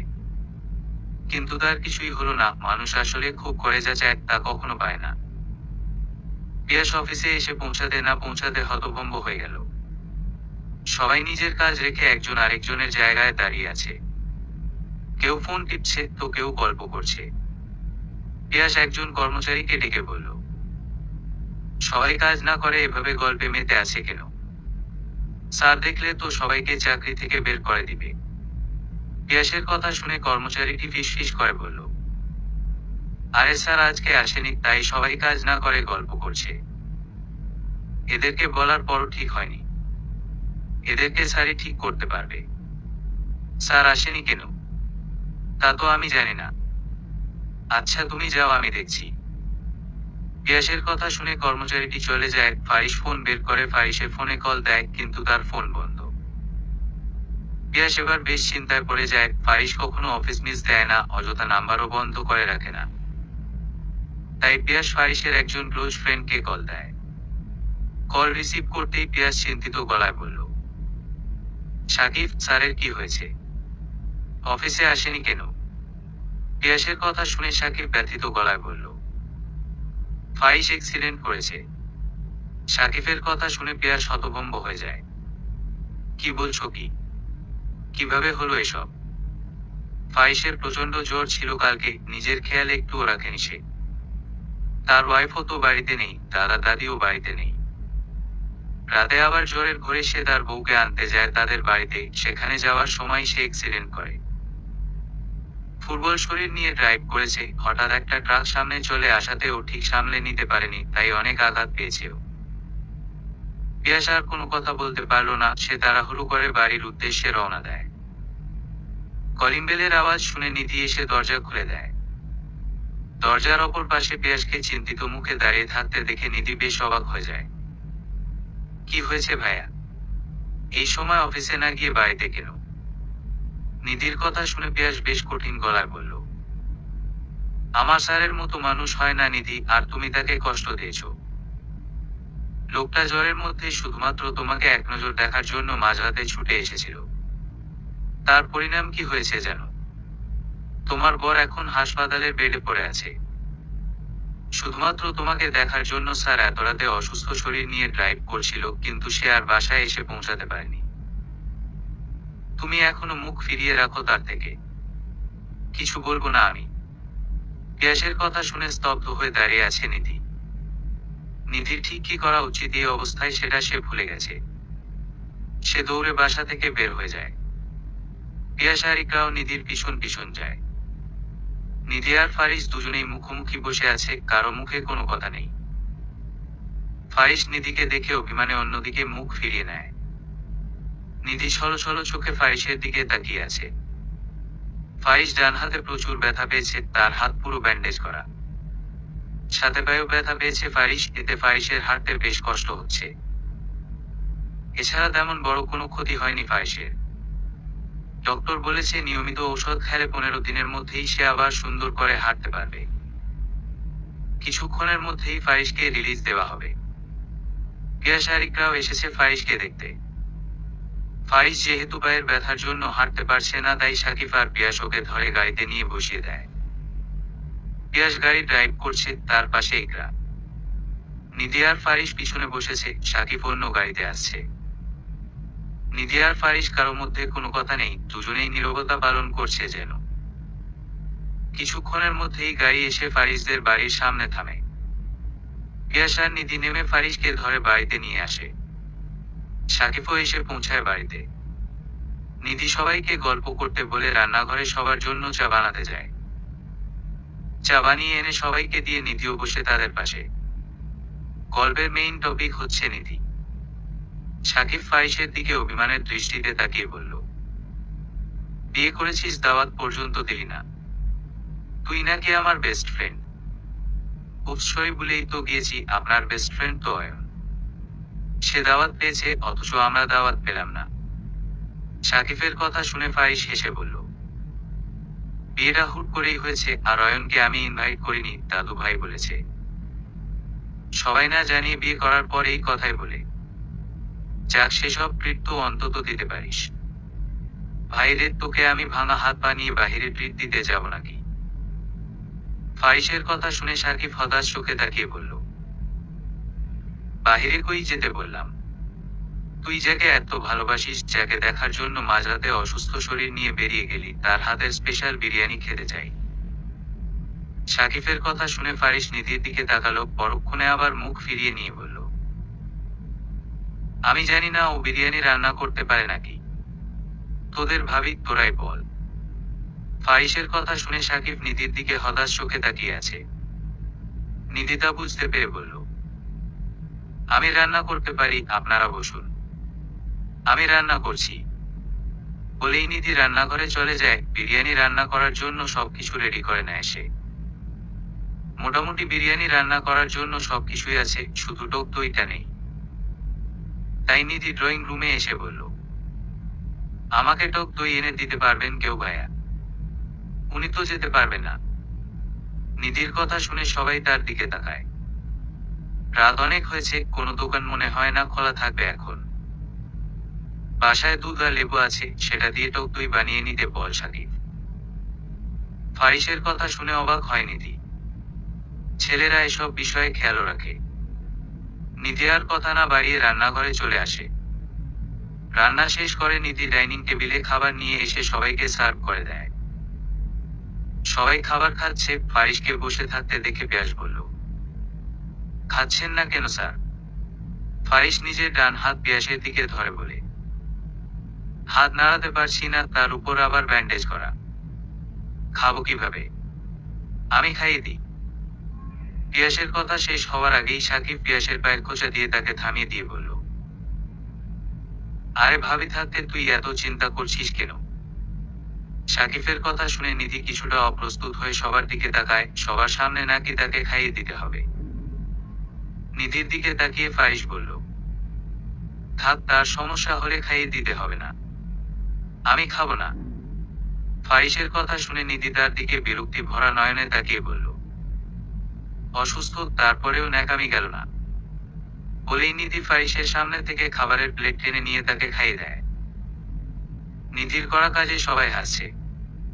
পিয়াসিকরা নিজেদের বাড়ি চলে যায়। খাবার খেয়ে সাকিব ওদের বাড়িতে পৌঁছে দিয়ে আসে। ফারিসদের বাড়ি এখন পুরো ফাঁকা, কিছুক্ষণ আগেও সবার হইচই বাড়ি মেতেছিল। সবাই চলে যাওয়াতে নিধির মনটা একটু খারাপ, সে বেগুনিতে চুপচাপ দাঁড়িয়ে আছে। ফারিস রুমে শুয়ে আছে। হঠাৎ কাঁচ ভাঙার আওয়াজ শুনে নিধি তাড়াতাড়ি রুমে আসে। সমস্যা কি আপনার? বলেছি তো একা একা কোনো কাজ না করতে, তারপরেও কেন একা একা গ্লাসে পানি ঢালতে গিয়েছেন? আমার সাথে কথা বলতে আপনার লজ্জা লাগছে? এত ইগো কিসের আপনার? নিধির কথা শুনে ফারিস তার দিকে ভ্রু কুঁচকে তাকায়। Shut up. একটু পরিবর্তন হননি আপনি, আগের মতোই আছেন। বলে নিধি কাচের টুকরোগুলো এক জায়গায় জড়ো করে ডাস্টবিনে নিয়ে রাখে। রান্নাঘর থেকে গ্লাস নিয়ে এসে নিধি ফারিসকে পানি দেয়। এখন থেকে আমার সাথে রাগারাগি করলে ঘরে রান্না বন্ধ করে দিব। নিধির কথা শুনে ফারিস হেসে ফেলল। অনলাইনে খাবার অর্ডার করলে পুরো হোটেলের খাবার বাড়িতে এনে দিয়ে যাবে, আর তুমি আমাকে রান্না বন্ধ করে দেওয়ার হুমকি দিচ্ছ? ফারিসের কথা শুনে নিধি চুপসে যায়। পরক্ষণে হেসে বলল, চুল টেনে দৌড় দিব? কি করতে পারবেন তখন আপনি? দৌড়ে ধরতে যাবেন আমাকে? কিন্তু কিভাবে? নিধির কথা শুনে ফারিসের মন খারাপ হয়ে যায়। অসহায়ত্বের সুযোগ নিও না মেয়ে, একদিন আমার পা ঠিক হয়ে যাবে। তখন কি করতে পারবে তুমি? তখনকার ব্যাপার তখন দেখা যাবে। এখন তো আমার দিন। বলেই হেসে ফেলল নিধি। একটা কথা বলবে নিধি? বলুন। তুমি কি নিজের ইচ্ছেতে এসেছো বাড়ি? হঠাৎ একথা কেন? বলো তুমি, তোমাকে জোর করে কিছুই করতে হবে না। তুমি যদি আমার কালো অতীত জেনে চলে যেতে চাও তাহলে চলে যাও। আমি তোমাকে আটকাবো না। ওই দিন অবন্তীর কথা বলাতে আমার মাথা ঠিক ছিল না, তোমার সাথে অনেক বাজে ব্যবহার করে ফেলেছি আমি, তুমি আমাকে ক্ষমা করো। অতীত তো আমারও ছিল, আপনি তো মেনে নিয়েছেন। আপনি যদি স্বাভাবিকভাবে আমাকে সবকিছু বলতেন তাহলে হয়তো আমি বাড়ি ছেড়ে যেতাম না। মাথা ঠিক ছিল না আমার। ছেলেদের মাথা সবসময় নষ্টই থাকে। এরই অপমান করছো কিন্তু? অপমান করছি না, যা সত্যি তাই বলেছি। নিধির কথা শুনে ফারিস তার দিকে মুখ গোমড়া করে তাকিয়ে আছে। বৃষ্টি হচ্ছে বাইরে। তো অসুস্থ শরীর নিয়ে ভেজার ইচ্ছে আছে নাকি? না, বৃষ্টিবিলাস করতে ইচ্ছে করছে প্রিয় মানুষটার সাথে। প্রিয় মানুষকে? তাকে ডেকে নিয়ে আসুন, তারপর গল্প করুন, আমি না হয় নীরব শ্রোতা হয়ে আপনাদের চা কফি বানিয়ে দিব। মজা করছো? কি মনে হয়? জানি না, চলো বেগুনিতে যাই। অসুস্থ শরীর নিয়ে আপনাকে কোথাও যেতে হবে না, রুমেই থাকুন। না। বলেই ফারিস বিছানা থেকে নামতে যায়, কিন্তু পায়ের ব্যথার জন্য হাঁটতে পারে না। নিধি ফারিসকে ধরে ফেলে বলল, এত বেখেয়ালি কেন আপনি? বেখেয়ালি দেখেই তো তোমাকে আবার ফিরে ফেলাম, অ্যাক্সিডেন্ট হয়েছে দেখেই তো তুমি ফিরে এসেছো। ধুর, কি সব বলছেন? আমাকে ধরুন, আমি নিয়ে যাচ্ছি বেগুনিতে। নিধির কথা শুনে ফাইজ তাকে ধরে হেঁটে হেঁটে বেগুনিতে আসে। ফাইজ বাহিরের দিকে তাকিয়ে বলল, ভালো লাগছে না? কেন? জানি না, জড়িয়ে ধরো, তাহলে ভালো লাগবে। ফাইসের কথা শুনে নিধি কিছুটা লজ্জা পেয়ে বলল, আজাইরা আবদার। নিধির কথা শুনে ফারিস তার দিকে অসহায় দৃষ্টিতে তাকিয়ে আছে। 1 মাস পর। ফারিস দীর্ঘদিন বেড রেস্টে থাকার কারণে অফিসে আসতে পারেনি, তাই অফিসের কিছুটা দায়িত্ব অয়নের উপরই ছিল। রাহাত শিকদার অয়নের উপর দায়িত্বটা দেয়। কয়েকদিন ধরেই অফিসের হিসাবে গরমিল দেখা যায়। ফারিস তা বুঝতে পেরে অয়নের উপর নজর রাখতে দেয় পিয়াস আর সাকিবকে। উপযুক্ত প্রমাণ তৈরি করতে সক্ষম হয় পিয়াস আর সাকিব। অয়ন ফারিসদের অফিসের টাকা লুটপাট করে তার পকেট মোটা করেছে, তাই অয়নকে পুলিশে দেওয়া হয়। ফারিসের টাকা লুটপাট হলেও সে অয়নকে জেলে ঢুকাতে পেরে খুশি প্রচুর। সে অয়নকে দু চোখেও দেখতে পারে না। যখন সে নিধিকে উল্টাপাল্টা বুঝিয়েছে তখন থেকে। রাত প্রায় 10টা বাজে। ফারিস বাহিরে থেকে এসেই রুমে চলে যায়। এদিকে নিধি যে তার জন্য ড্রয়িং রুমে বসে অপেক্ষা করছে সেদিকে তার নজর নেই। তাকে দেখেও না দেখার অভিনয় করে ফারিস চলে যাওয়াতে নিধি একটু কষ্ট পায়। সে কিছু না বলে মুখে হাসি বজায় রেখে রুমে যায়। ফারিস দাঁড়িয়ে দাঁড়িয়ে ফোনে কথা বলছে রুমের এক কোনায়। নিধিকে দেখে কল কেটে দেয় ফারিস। তা দেখে নিধি ভ্রু কুঁচকে বলল, ডিস্টার্ব করলাম নাকি? নিধির কথা শুনে ফারিস গম্ভীর কণ্ঠে বলল, বুঝেছো যখন, তাহলে দাঁড়িয়ে আছো কেন? ফারিসের এমন আচরণ দেখে নিধি চুপসে যায়। নিধি ফারিসের কাছে এগিয়ে গিয়ে বলল, কি হয়েছে আপনার? এমন করে কথা বলছেন কেন? নিধির কথার জবাব দেয় না ফারিস। সে চুপচাপ বিছানায় গিয়ে বসে। ফারিস নিধিকে ইগনোর করছে বুঝতে পেরে সে আর ফারিসকে বিরক্ত না করে বিছানা তৈরি করে শুয়ে পড়ে। ছাদের রেলিং ঘেঁষে দাঁড়িয়ে আছে ফারিস। রাত প্রায় 11টা বাজে। নিধি রুমে ঘুমাচ্ছে। এই সুযোগে ফারিস চুপি চুপি ছাদে চলে আসে। ছাদে একপাশে অনেকগুলো গোলাপ ফুল জড়ো করে রেখেছে ফারিস। সে ফোন হাতে পায়চারি করছে। হঠাৎ ফারিসের ফোন বেজে ওঠে। সে তড়িঘড়ি করে কল রিসিভ করে বাসার নিচে যায়। একজন লোক এসে তার হাতে মাঝারি সাইজের একটা বাক্স ধরিয়ে দেয়। ফারিস তা নিয়ে তাড়াতাড়ি আবার ছাদে চলে যায়। তার মনটা চটপট করছে। সে জানে নিধি কষ্ট পেয়েছে তার ব্যবহারে। সে ইচ্ছে করেই নিধির সাথে এমন আচরণ করেছে। ফারিস ছাদে এসে তাড়াতাড়ি ছাদের একপাশে ফুল দিয়ে সাজায়। একটা ছোট টেবিলের উপর কেক বের করে রেখে তার চারপাশে গোলাপের পাপড়ি ছড়িয়ে দেয়। গোলাপের পাপড়ির উপরে ছোট ছোট ক্যান্ডেল গুলো জ্বালিয়ে দেয় ফারিস। অল্প কিছু সময়ের মধ্যেই অন্ধকার জায়গাটা ক্যান্ডেলের আলোতে উজ্জ্বল হয়ে যায়। ছোট টেবিলের উপর ফুল আর ক্যান্ডেল দিয়ে সাজিয়ে মাঝখানে কেক রাখা। পুরো ছাদ অন্ধকার, শুধু টেবিলে ছোট ছোট ক্যান্ডেল গুলো জ্বলছে। এতে যেন ছাদের সৌন্দর্যটা ফুটে উঠেছে। ফারিস ঘড়িতে সময় দেখে 11টা 55 বাজে। সে আর দাঁড়িয়ে না থেকে রুমে যায়। রুমের সামনে এসে তো ফারিস হতভম্ব হয়ে যায়। রুমের দরজা আটকানো। সে তো রুম থেকে বের হওয়ার সময় নিধি ঘুমিয়েছিল। তাহলে কে দরজা আটকালো? এদিকে 12টা বাজার আর মাত্র 4 মিনিট বাকি আছে। সে যে এতক্ষণ কষ্ট করে সবকিছু ডেকোরেশন করেছে, সবকিছু কি বিফলে যাবে? এসব ভেবেই আটকে উঠল ফারিস। সে দরজায় নক করে, কিন্তু কোনো সাড়া শব্দ নেই। ফারিস এবার গম্ভীর কণ্ঠে বলল, নিধি, আমি জানি তুমি জেগে আছো। তাড়াতাড়ি দরজা খুলো। তো হতাশ চোখে দরজার দিকে তাকিয়ে আছে। আজকে নিধির জন্মদিন, সেই ভেবেই ফারিস তার জন্য সারপ্রাইজ হিসেবে ছাদে কেক এনে সাজিয়েছে ফুল দিয়ে। এদিকে নিধিকে ইগনোর করার জন্য যে সে এত রেগে যাবে সেটা কল্পনাও করতে পারেনি ফারিস। সে আর কিছু ভাবতে পারল না। 12টা বাজতে আর মাত্র 2 মিনিট বাকি আছে। ফারিস কিছু একটা ভাবল, তারপর কঠিন গলায় বলল, তুমি কি চাও এত রাতে আমি বাহিরে রাত কাটাই? এত রাতে গাড়ি ড্রাইভ করে আবার কোনো দুর্ঘটনা ঘটাই, এটাই তো চাও? ফারিস বলতে দেরি, দরজা খুলতে দেরি হয় না নিধির। সে দরজা খুলে গুটিসুটি মেরে একপাশে দাঁড়িয়ে আছে। ফারিস লক্ষ্য করল নিধির চোখের কোণায় পানি।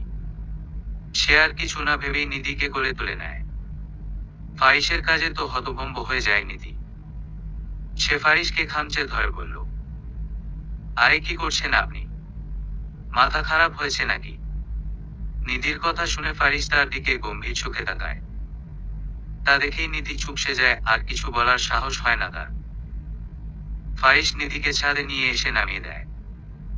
তারপর নিধির চোখ হয়ে ফারিস টেবিলের সামনে নিয়ে তাকে ছেড়ে দেয়। তারপর ফারিস একটা রিং নিয়ে হাঁটু গিয়ে বসে বলল, শুভ জন্মদিন প্রিয়তমা। একটা কোমলমতি নারী তার সবটুকু ভালোবাসা দিয়ে আমার ভাঙা হৃদয়টাকে জোড়া দিয়েছে, সেই নারীটি তুমি। তুমি জীবনে না আসলে জানতামই না কিভাবে সুখে থাকতে হয়, কিভাবে নিজের কষ্ট লুকিয়ে হাসি মুখে থাকো তুমি। তোমার মায়াবী চোখের মাঝেই ডুবেছি আমি। আমার জীবন হয়তো পরিপূর্ণভাবে নিখুঁত নয়, কিন্তু আমার মাঝে তোমার জন্য ভালোবাসা পরিপূর্ণ আছে। আমি তোমার হৃদয়ের একটি অংশ হতে চাই। তোমাকে না দেখার মুহূর্তগুলো আমি অতিক্রম করতে পারি না। তোমার মনের শুদ্ধতা আমাকে আষ্টে পৃষ্ঠে জড়িয়ে রেখেছে। তোমার ভালোবাসা সেই অমূল্য উপলব্ধির নাম, যা আমাকে অতীতের সব দুঃখ ভুলিয়ে দেয়। অনেকবার চেষ্টা করেছি আমার বিষাক্ত জীবন থেকে তোমাকে দূরে রাখতে, কিন্তু আমি আর পারছি না দূরে থাকতে। আমার মতো এলোমেলো একজন মানুষকে গুছিয়ে তুলেছ তুমি, কখনো ছেড়ে যেও না আমাকে। সারা জীবন আমার ছায়া হয়েই পাশে থেকো তুমি। হবে কি আমার মনের রাজরানী। ফাইসের কথা শুনে নিধির চোখ ছলছল করে উঠে। মানুষটা তার জন্মদিন মনে রেখেছে, অথচ সে কোনোদিন ফাইসকে এসব বলেনি। আদৌ তার কপালে এত সুখ সইবে? নিধিকে চুপচাপ দাঁড়িয়ে থাকতে দেখে বলল, হাঁটু ব্যথা করছে সুইট হার্ট, আর কতক্ষণ শাস্তি দিবে? একসেপ্ট করে নাও না প্লিজ। ফাইসের অসহায় গলায় বলা কথা শুনে হেসে ফেলে নিধি। সে তার হাত বাড়িয়ে দেয় ফাইসের দিকে। ফাইস সযত্নে নিধির হাতে রিং পরিয়ে দিয়ে উঠে দাঁড়ায়। নিধিকে টেনে কেকের সামনে দাঁড় করিয়ে দেয় সে। কেক কার্টুন ফাইসের রাজরানী। ফাইসের কথা শুনে হেসে ফেলে নিধি। সে কেক কেটে ফারিসকে খাইয়ে দিয়ে বলে, মানুষের জীবনে যেমন সমস্যা পিছন ছাড়ে না, আপনিও তেমন ভাবেই কখনো আমাকে ছেড়ে যাবেন না। সারা জীবন সমস্যার মতোই থেকে যেন আমার পাশে। বড্ড বেশি ভালোবাসি আপনাকে। নিধির প্রথম কথাগুলো শুনে হেসে ফেলে ফারিস। সে নিধিকে কাছে টেনে নিয়ে কপালে চুমু খায়। ফারিসের কাজে নিধি তার দিকে ভ্রু কুঁচকে তাকায়। তা বুঝতে পেরে ফারিস হেসে বলল, মেহরাব ফারিস শিকদার তার রাজরানীকে চুমু দিয়েছে, তাতে আপনার কি মিস নিধি? ফারিসের কথা শুনে জোরে হেসে ফেলল নিধি। সে আলতো হাতে ফারিসকে জড়িয়ে ধরে। সমাপ্ত।